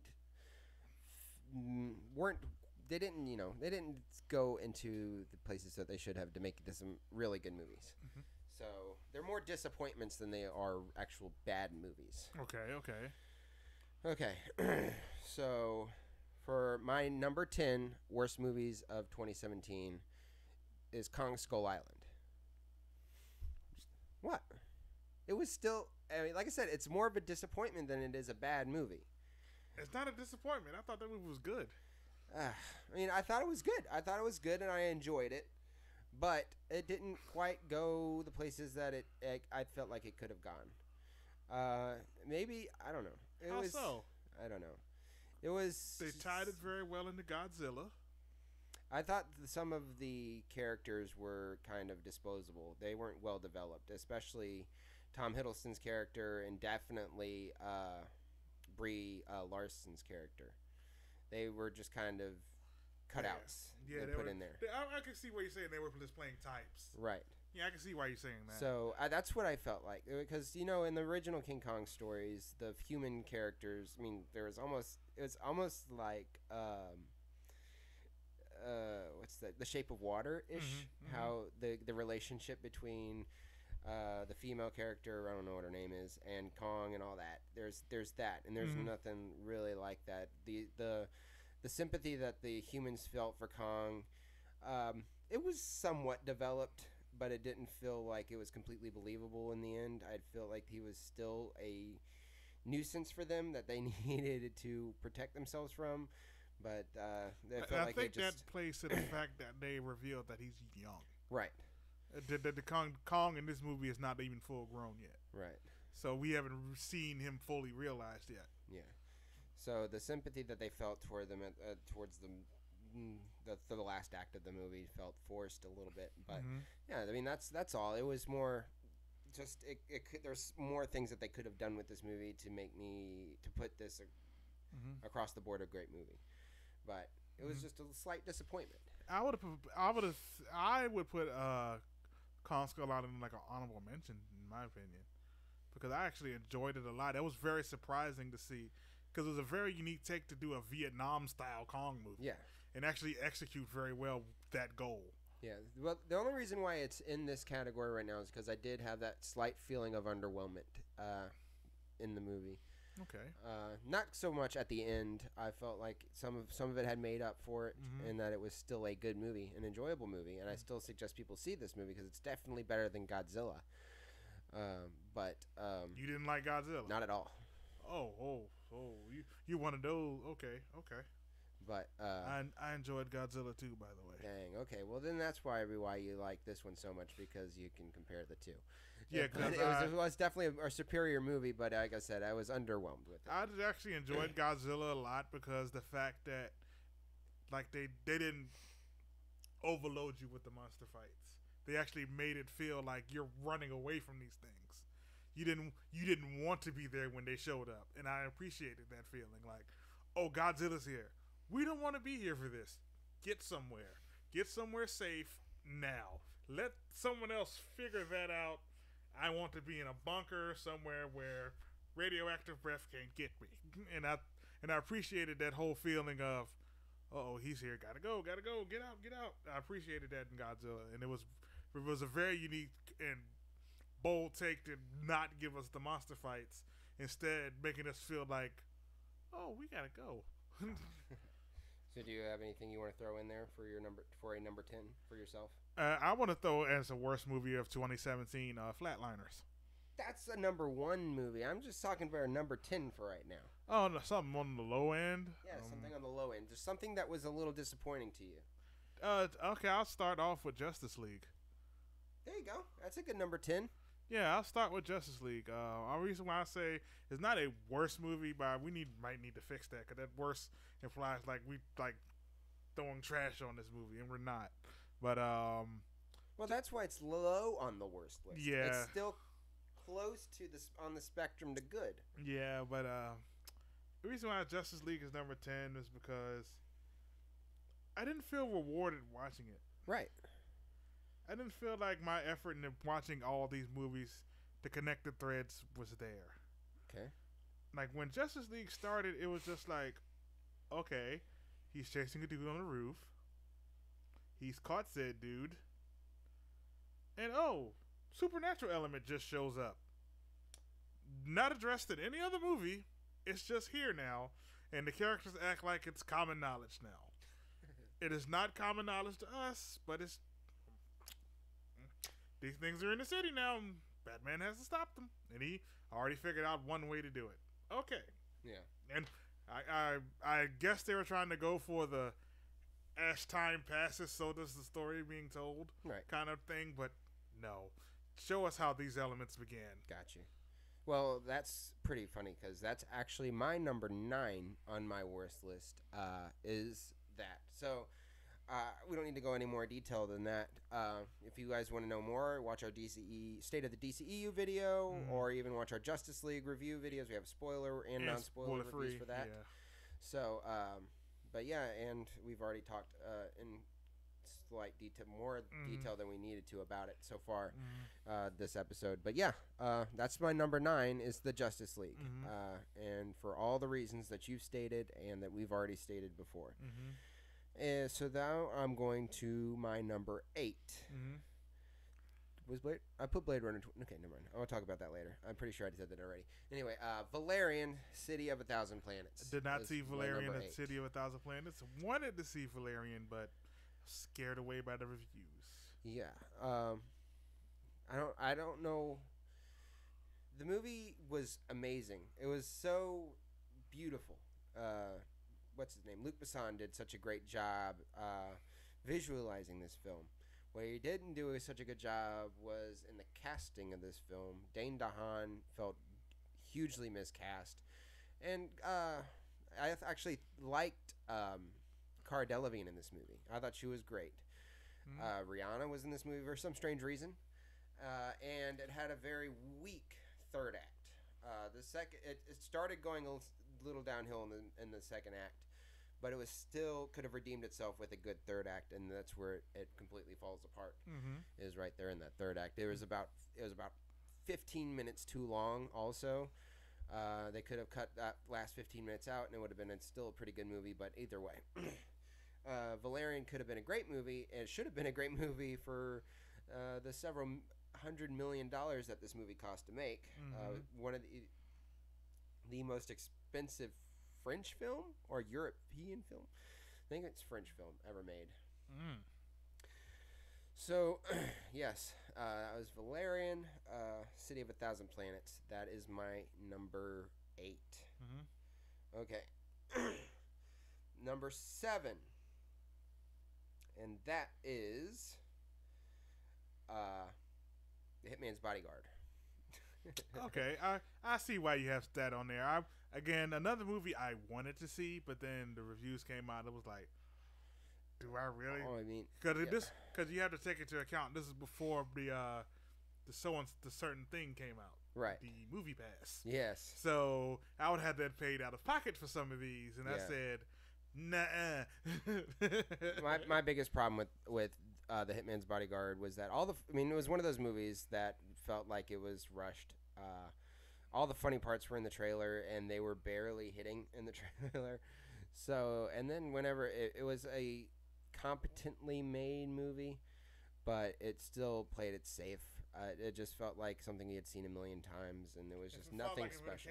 You say if it felt like it looked like it came out in the 90s. Yes, it looked like it should have came out a long time ago. It was like a script someone blew off the dust on and said, Samuel Jackson and Ryan Reynolds is hot right now. Put them in this. Yeah.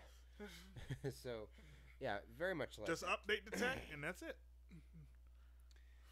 Yep. So not much needs to be said about that. That was my number 7, and number 6, Baywatch. Baywatch, I thought was actually a lot. It was pretty funny. I thought the funny parts worked a lot in this movie, and there were some more funny parts that weren't. They put a lot of the scenes that were in this movie in the trailers and all the marketing for this movie. You saw so much of it, and they still managed to have a few funny parts in the movie, but it's still complete garbage. It's garbage that put a smile on my face even in this.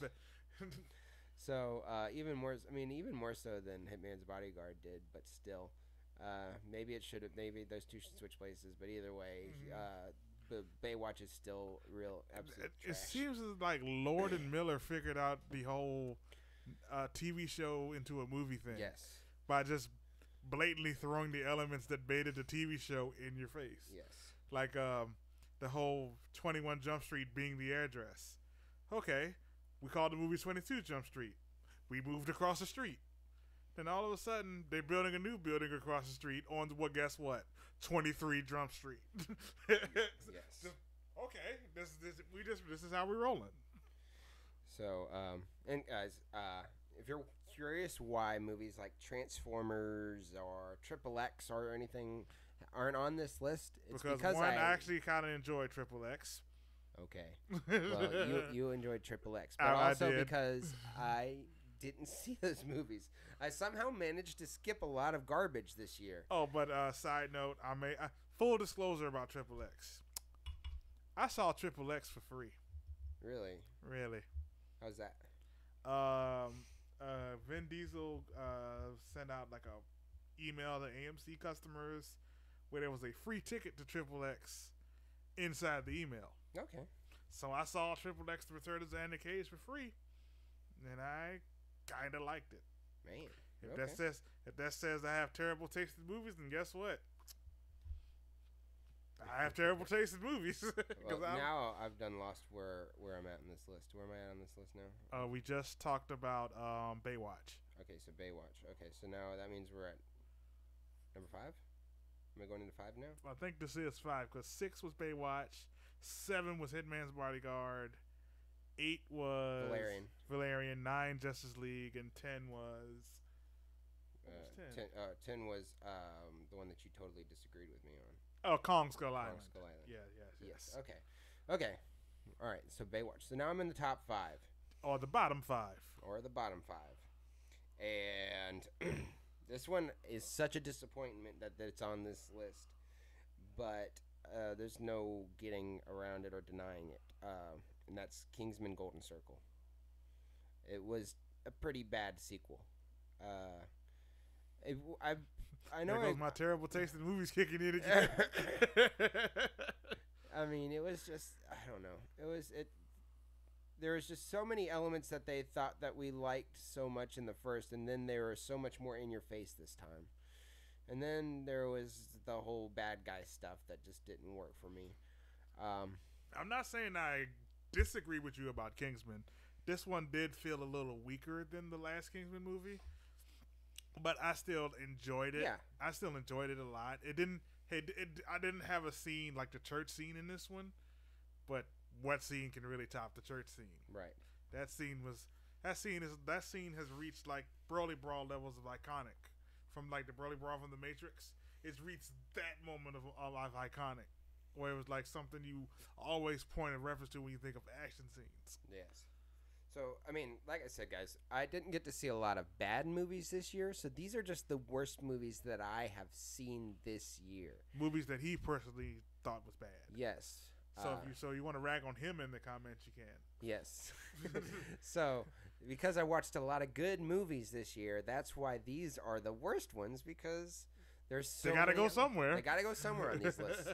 So, that was Kingsman Golden Circle number 5. Mm-hmm. Number 4... and that was another one that I was a little hesitant about putting on the list. That was Fast and the Furious 8. Did not see Fast 8. I wanted to see Fast 8. That movie was enjoyable, and I'm going to see everything else after this still. Yeah, so, of course. They've got me for life, I believe, by now. They got all of us by a little bit. If you're at this point, if you're arguing about, wow, that was dumb, you don't go see these movies. Yes. They're not making these for you no more. They turned their brain off back at 5. Yep.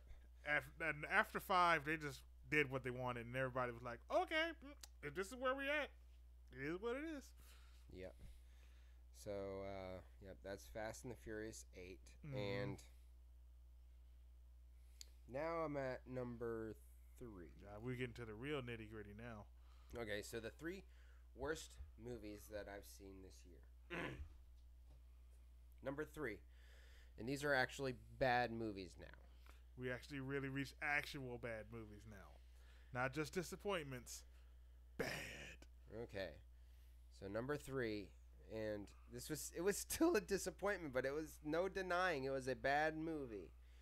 And that's The Greatest Showman. Gosh, you guys saw how disappointed I was last week, right? Yes.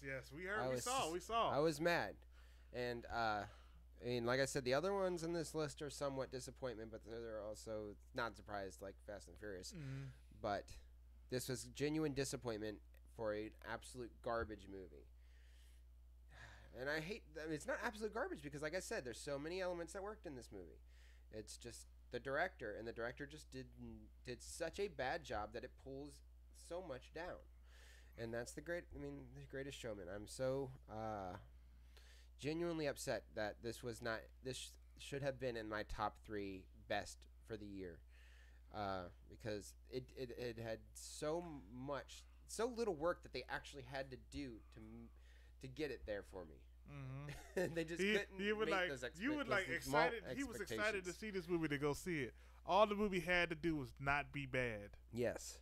And it was bad, so he's double mad. Right. They didn't have to do anything. He was like, Hugh Jackman in the musical about P.T. Barnum? This could have just been the Greatest Showman concert movie, and it would have been there for me. Mm-hmm. All it had to do was just show them singing these songs, and it would have been better. And it had so little work to do in that department for me. And they failed. Yes. and they failed. Mhm. So, hey, if you're done, can you monitor our comments Yeah, and if you're done with your list? Oh yeah, because I have a number. Like I said before we got into our worst list, I didn't see many movies this year because work and financial reasons. But my number 3 worst movie is Flatliners. Oh, okay. Yeah, reason why I put Flatliners is because it was just boring. Yeah. Boring and predictable is two bad things. And then this movie was both. Yeah. So your review and everyone else's review following yours was one of the reasons why it's not on my list because I didn't go see it. Yeah. Don't even waste your money on the Blu-ray coming out in a few weeks. Yeah. Don't even if you see it in Redbox, rent the newest Teletubby movie or something. Rent something else. Don't give Flatliners your money. Yeah. All right. So my number 2 is I'm already blanking on the movie. Death Note. My number 2 is Death Note. I actually watched the entire Death Note anime from beginning to end. Really? I did. And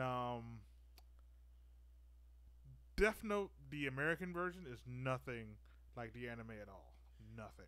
You see, I didn't really mind if they strayed a little bit. I mean, they could have told a completely different story, and that probably would have been better. It would have been a whole lot better than what they did. Yeah, if they just completely just took some of the elements from Death Note and You could have just told a completely different story instead of the trash they gave us. Yeah, there's just some stuff that can't be translated over from the anime. Like I don't remember the character's name, the one that was like the detective guy. I have already blanked on his name.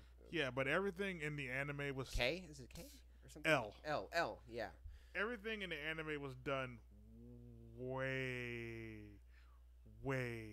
and I have to stress it again, way better. Right. I actually tried. My little sister and I tried to watch the Death Note movie. Mm. We couldn't do it. It was just that bad, and that's why it's my number 2. Really? Oh, Yeah. man. And so we're in agreement. Death Note number 2. Okay, so I really recommend you watch the Death Note anime at least. I'll try to. Yeah, I've it's only never like been 26, an anime person. 27 episodes. It's not long at all, and it's very well done. Like in the anime, they have time to actually play the cat and mouse game. Man. Okay. Number 1, and this is no surprise because we've talked about this one on the show not too long ago, and I gave it a very, very poor rating, and that was Daddy's Home 2. Absolute pile of dog trash. Dog trash. Yes. There's no. That should be a stamp on the screen. Dog Which is trash. funny. Because, I mean, I don't think Daddy's Home would have ever made it in my top 10, but it at least would have been an honorable mention. The first one, I liked Daddy's Home, the first one, but this one was they tried to make it a family movie while also trying to be edgy, and it became awkward and didn't work. And then it just, oh my goodness. Then they tried to, I don't know. It's such a headache of a film, and it was such a waste of talent. John Lithgow, he's needs to stop making movies like this because he's going to be hurting his legacy for me.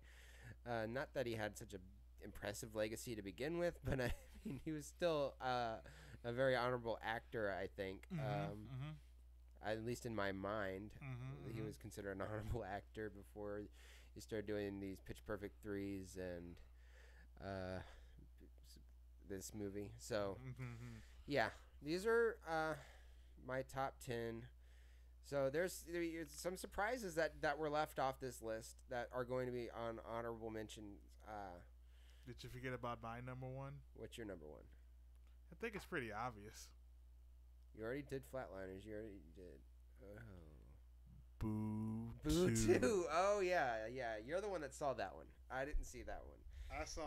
I suffered through Boo 2. Man. Oh, goodness. Yeah, you did. I suffered through that whole thing, and I want my time and I want my energy back. Oh yeah, I apologize for that. That's probably the worst movie of the year in general. No, Death Note and Death Note still. Death Note's still worse. Because at least Boo 2 was doing something. I don't know what Death Note was trying to do.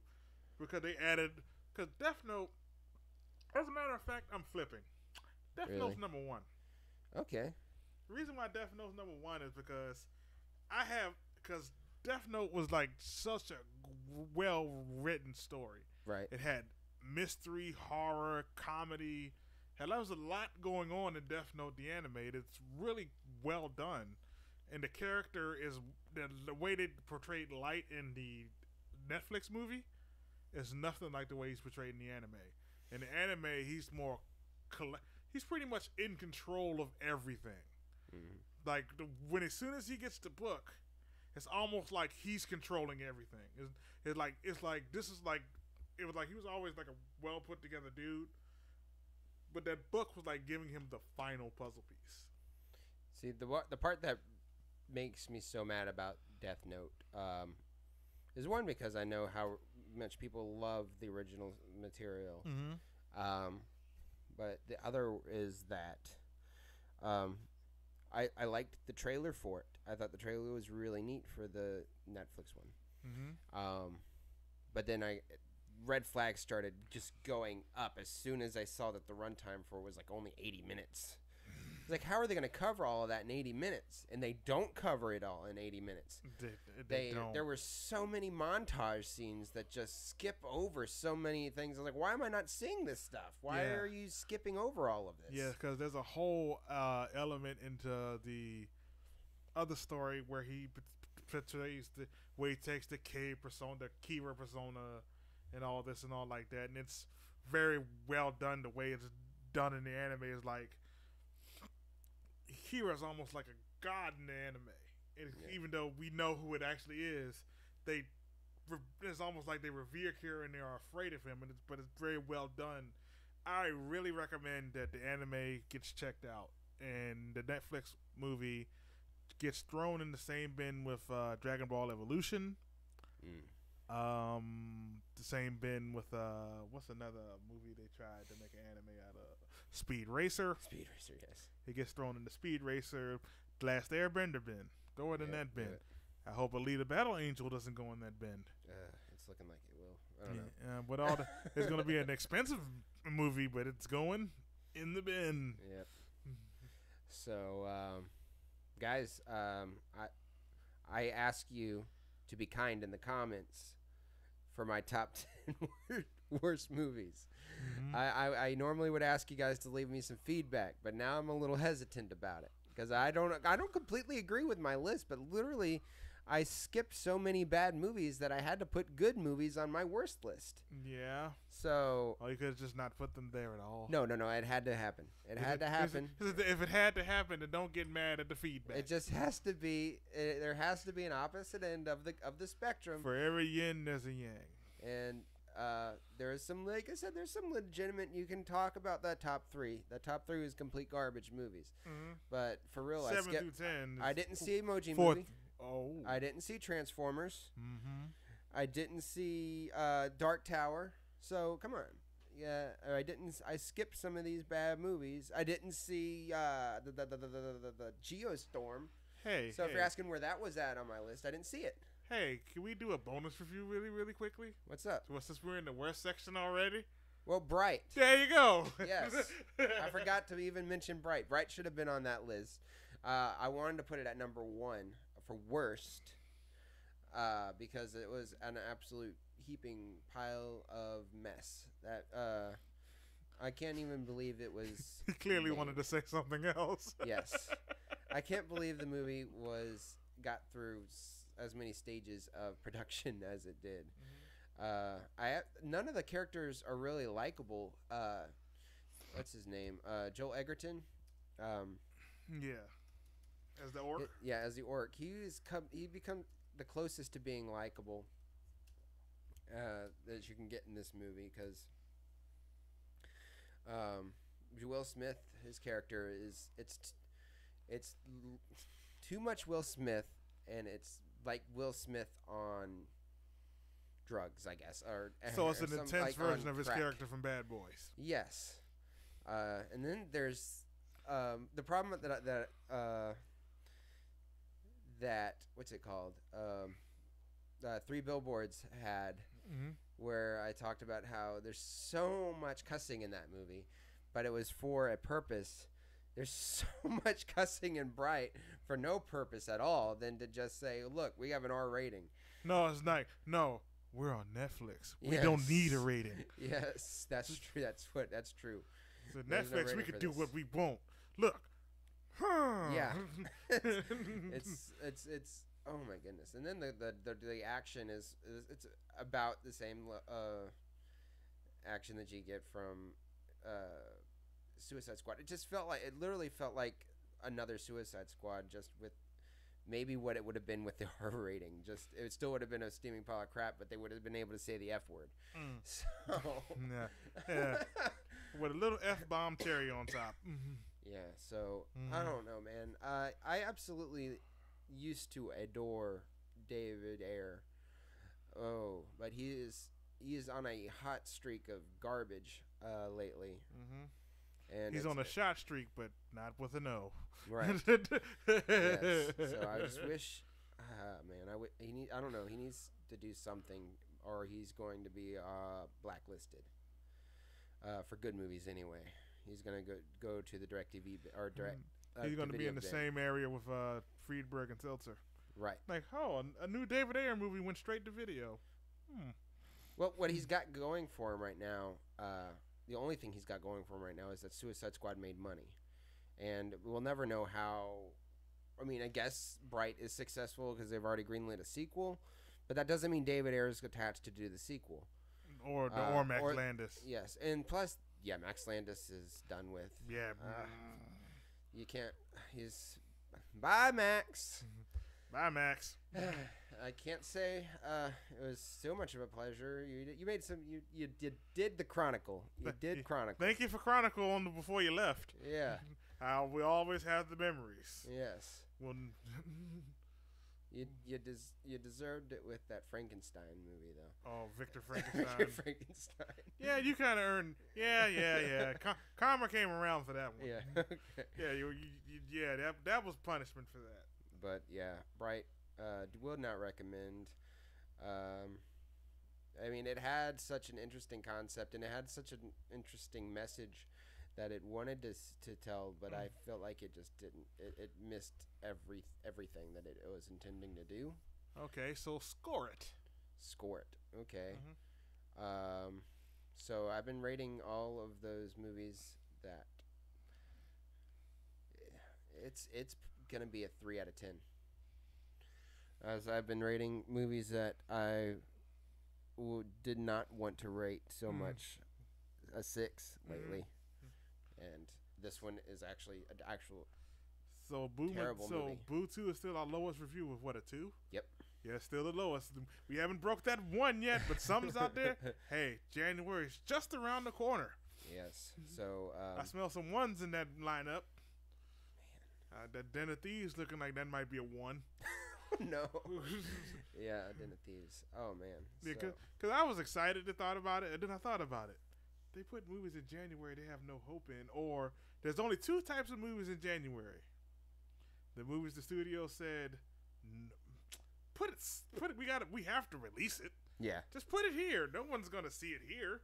Or they go, well, we gotta release it in wide release, but these are the Oscar movies that we've been slowly releasing around the country, and eventually by January it's gonna be wide released everywhere. But a movie like Den of Thieves, what's another? Insidious: The Last Key. That one actually looks scary. I don't know that it looks good, but it looks scary, which is saying something. And yeah, there's one other movie that I got mixed feelings about being released in January. It's the Taraji P. Henson movie. Proud Mary. Yes, Black Mary or Hail Mary. What is it called? Proud Mary. Proud Mary. God, Jesus. Black Mary.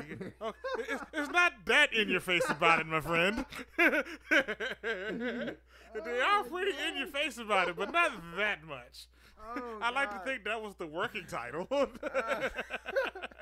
Proud Mary. Oh my God. Yeah, so it looks like we may have a few bullets in the barrel for next year's worst list with some of the January releases. Yeah. Oh man.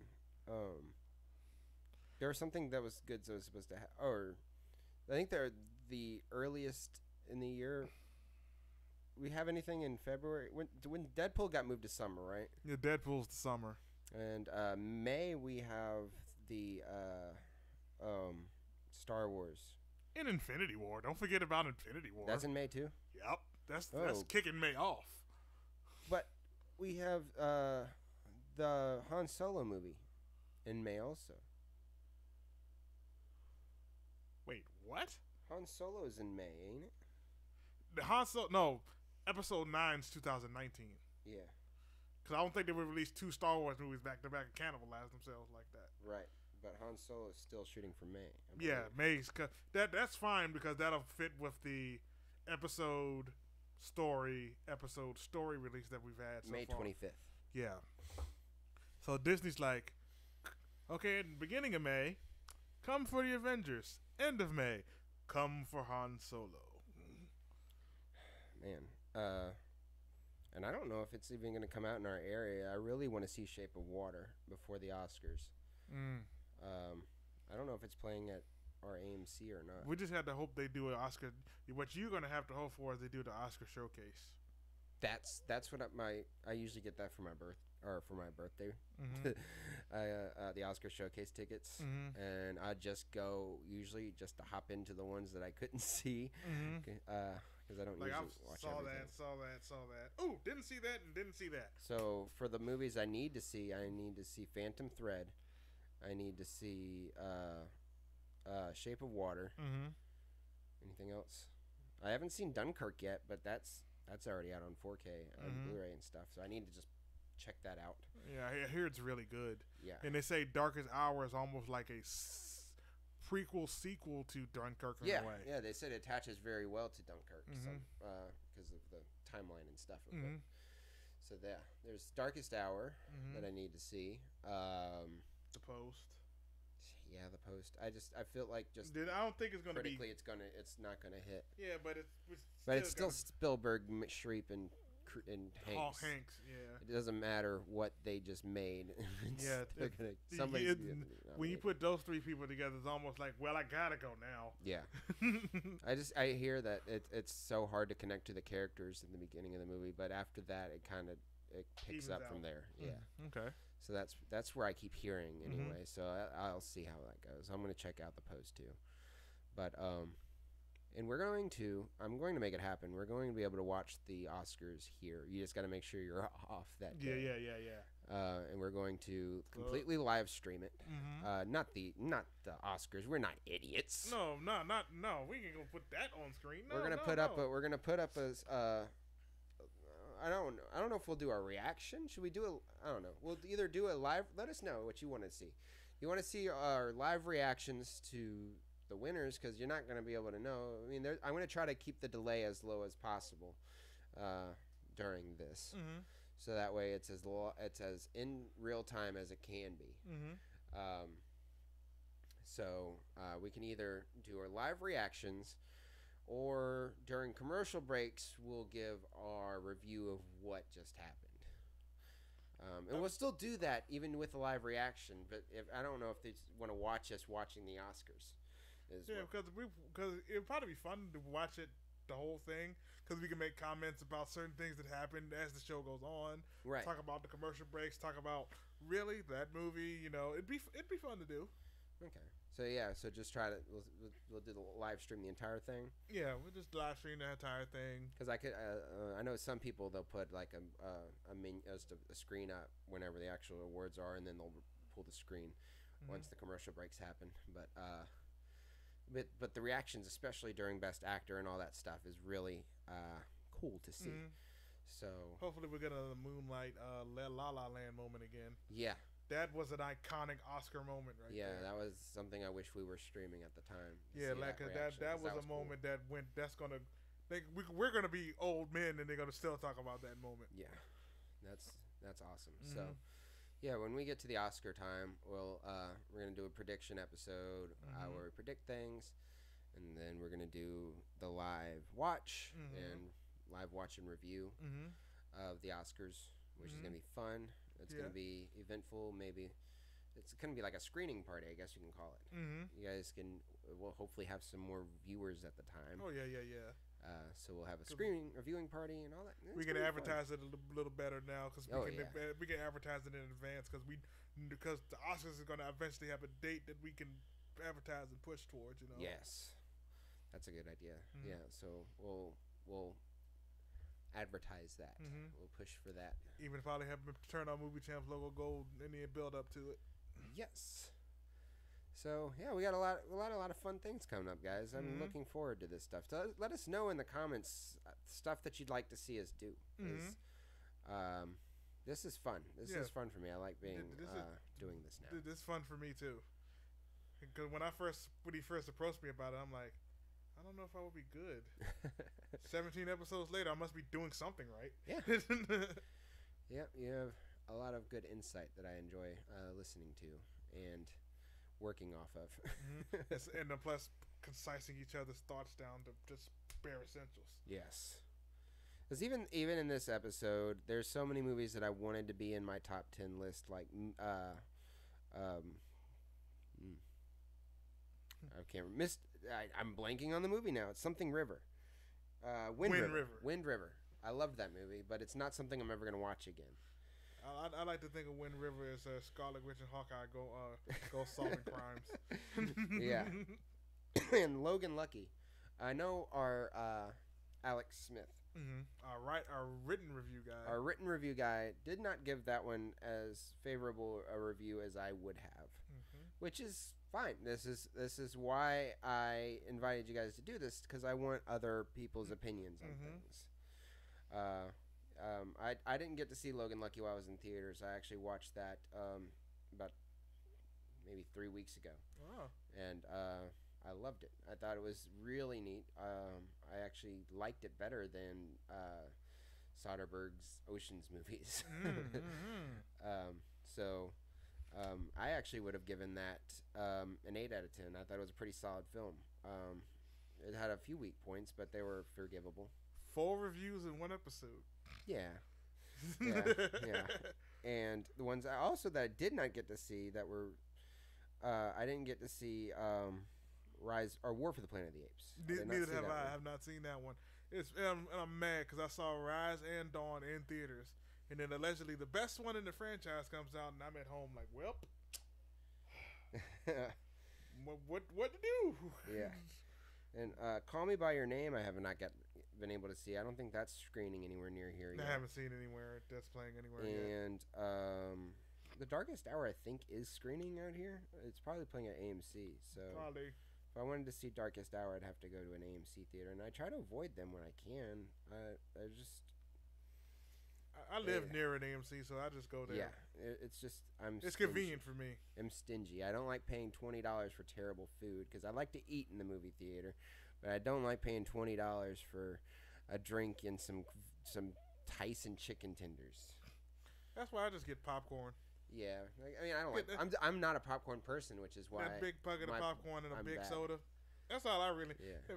If I may splurge and get a hot dog, but that's about all I need. I don't need the pizzas and the chicken tenders. Is anybody else with me on this? I'm not a popcorn eater. I don't like popcorn that often.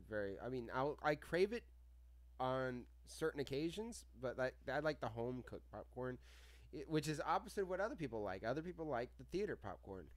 And I like it from home for some reason. I get to add my... Once I learned that you don't have to put that extra butter and sauce, that extra butter solution on the top of the popcorn, I enjoyed it. I enjoy popcorn more. Well, when you cook it at home, you can mix the butter and the salt better than you can at the theater because it's all going on the top and then sinking to the bottom and stuff. Yeah, because I found that they also pop the popcorn and stuff. Really? At the theater, so it's already got it in there. Oh. So you don't have to put extra. You just put the salt in there if you want, but the actual butter flavoring, that's the oil. That stuff is just the oil they pop it in. Crap. You know what? I didn't switch us back to the main screen. We're still on our worst thing. Our worst menu. Doesn't matter. It doesn't matter. Most of this, as far as what's going to stay on YouTube, is leaving YouTube. Ooh, crap. Took off the music. There we go. Hello again. Yeah. So most of this probably end up getting cut out, but I like the conversation. I'm going to keep the conversation in the podcast and stuff. Yeah, yeah. But for the all intents and purposes, the end of the video was a while back. Yeah, the end of the actual for the best and worst parts. Yeah, those are going to be their own videos. Okay, so okay. this will probably stay up. But I like this conversation because this is what I always wanted the show to be. I wanted it to be a podcast and conversation. I kept the show notes and stuff for outline and stuff to help guide us through whenever we need it. And it was a really good crutch for us in the beginning because it helped us know what we were going to talk about and get comfortable. And now we kind of are more comfortable on camera and we know how to flow this naturally now. Yeah. Just move it on down the line. Yeah. As it were. So we don't need to rely so much on the notes anymore. We know what we talk about, and I keep those things in there for refreshers in case we need to know a name or something. Yeah, yeah. But outside of that, we can kind of push the show along on our own. Yes. Because I mainly had this open this whole show and I haven't touched it once. Yeah. I haven't. I don't even. This is all I have on my screen right here is just the list of the movies that have come out this year. And I've been picking and pulling which ones I think should go on the list and which ones shouldn't. Okay, and that's pretty simple. Don't have to overthink this. And I'm not completely mad at the list I came up with though. So. And it sits on the YouTube as record. Yes. Can't change it after that. Can't change it after that. Atomic Blonde I have not seen yet, but it probably would have ended up on my worst list because it was poorly reviewed. And I see. I didn't see it because I wasn't completely interested. I wanted to see it because it looked like it. I want to see if it has any ties to John Wick at all. Speaking of John Wick 2 should have been in my top 10. Yes, well, that's not on this for some reason, so I didn't mention it. Honorable mention John Wick. John Wick should have been John Wick Chapter 2 in my top 10. It probably wouldn't have made it in my official top 10, but it would have at least been in my top 10 that probably reaches down to top 20. But, yeah. You know. So yeah, I'm John Wick. I'm excited to see what they do with John Wick Chapter 3. Yes. John Wick on the Run. Did you ever pull up the comments? Yeah, I didn't see much. I saw. Hello, Night Hippie Chick. By the way, she's in there. She was in there. I replied to her. You know, it was kind of after a while though. She may not see it, but hello, Night Hippie Chick, if you're out there. Yeah, she at least watches it when we're usually uploaded it. She watches it to catch up on things. Okay, so you might want to leave the hello part in or put it at the beginning or something so she knows that. An Emoji Movie. I never saw Emoji Movie in case I didn't say that yet. Yeah, you said that, and then the crowd rejoiced. Yeah. Don't plan to. Don't plan to neither. Unless we could find a way to monetize it. Yeah, find some way to make money off of it. Yeah. But just to see it on our own, no. We're going. That's going to be work. Yes. Emoji Movie has officially become work. There will be many more of those to come next year, I'm sure. Oh yeah, so Peter Rabbit. Yes. Oh yeah, Peter Rabbit. Yeah. I'm still on. I think Peter Rabbit would be better if they'd pulled like a Smurfs Lost Village and just made it completely 100% animated because this feels like Garfield on a farm. There is. I just thought about it though. There is one ray of hope in January this year. I just thought about it. Paddington 2. Oh yeah, Paddington 2. There's one ray of hope in this world yet in January. Children or for family films. Yes, because I hear it's just as good as the first one. Well, that's good to know. Yeah, so that means we have to watch the first one first. Yes, we do need to watch the first one. And because I always kind of enjoyed Paddington growing up, so I would like to see the movie. I really thought, I want to see what is next episode. We're gonna do what we're excited to see for 2018. We're going to do that next week. Okay, so if I come in with a Captain America shield, you know what happened. A Captain America shield and the lightsaber once the Black Panther calls. 1, 2, and 3 are done. We're going to try to go through the calendar as quickly as possible, but we're going to try to... This is not do what we did. Well, not do that. Do what we did for episode 1. On November 25th. Yeah. We're going to try to keep this as organized and neat as possible and not go over every single movie. We're just gonna see what's coming out that month and what Why we're don't we excited do it to by see. season? Like, what are you excited to see in the winter, summer, fall, and spring? There you go. Keep it a little. Keep it So we tight. can do 3-month blocks and then get it done. There you go. I'm with you on that one. We'll So do it we're that not way. trying to do it month by month. Well, what you excited to see in January? Paddington. February. Black Panther. March. Whatever's in March. March. Yeah. March of the April. Penguins too. Okay. Yeah. March. April. New Mutants. Yes. There you go. We just break it down where we just combine it all into one big clump, 3-month clumps, and knock them out. Got it. That sounds like a plan. Mm-hmm. All right, guys. So that's episode 17. This was a lot more laid back an episode than we normally do, but this I'm is the quite end of the year. literally laid back near the end. This is how we have to do the show when we start it at nearly or just after midnight. Yeah, it's more of a laid back, casual kind of thing now. Yeah, it's the best thing to do to stay awake and to talk. And I mean, I feel like we did a good job. This was good. We were getting more comfortable in front of this camera, apparently. So Yes.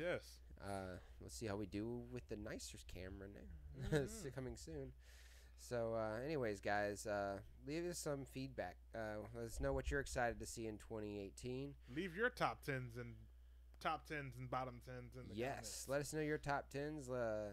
Be kind again, like I said in the comments section. If you don't completely agree with my list, it's my list, and that's not yours. That's fine. Yes, This is just sharing my opinion. Yeah, but like I said, be nice and kind. Yes. There's no need for name calling and bullying in the comment section just because we don't agree. Just because you don't agree with us. And if you like what we did here and you want to see more, make sure you check out our other videos and like and subscribe. Again, my name is Walker Cheatham. I host this show with my co-host EJ Flemming. And you can find us on our social medias, Facebook, Twitter. I'm at Walker Cheatham. He's at Movie Champs EJ or at Geek Champs EJ. I'm working to get everything consolidated. Yes, and also look at my brother, who's not on this episode because of, like I said, he's sleeping for work. So he's at Zachary Cheatham. That's at ZAKARY Cheatham, spelled the same way as mine because he's my brother. And he's at Horror Champs. And also make sure you check out our website, moviechampsshow.com. We just posted the written review that Alex Smith wrote for The Last Jedi. Hello, Alex. Again, what I said about it, stuff that you don't agree with, leave good comments. Because that was a pretty controversial post he put on there. But I'm fine with that. I like stuff that I don't completely agree with. That means that means that's rife for deception. Yes. So, anyways, guys, we hope you enjoyed this episode, and we will see you next week.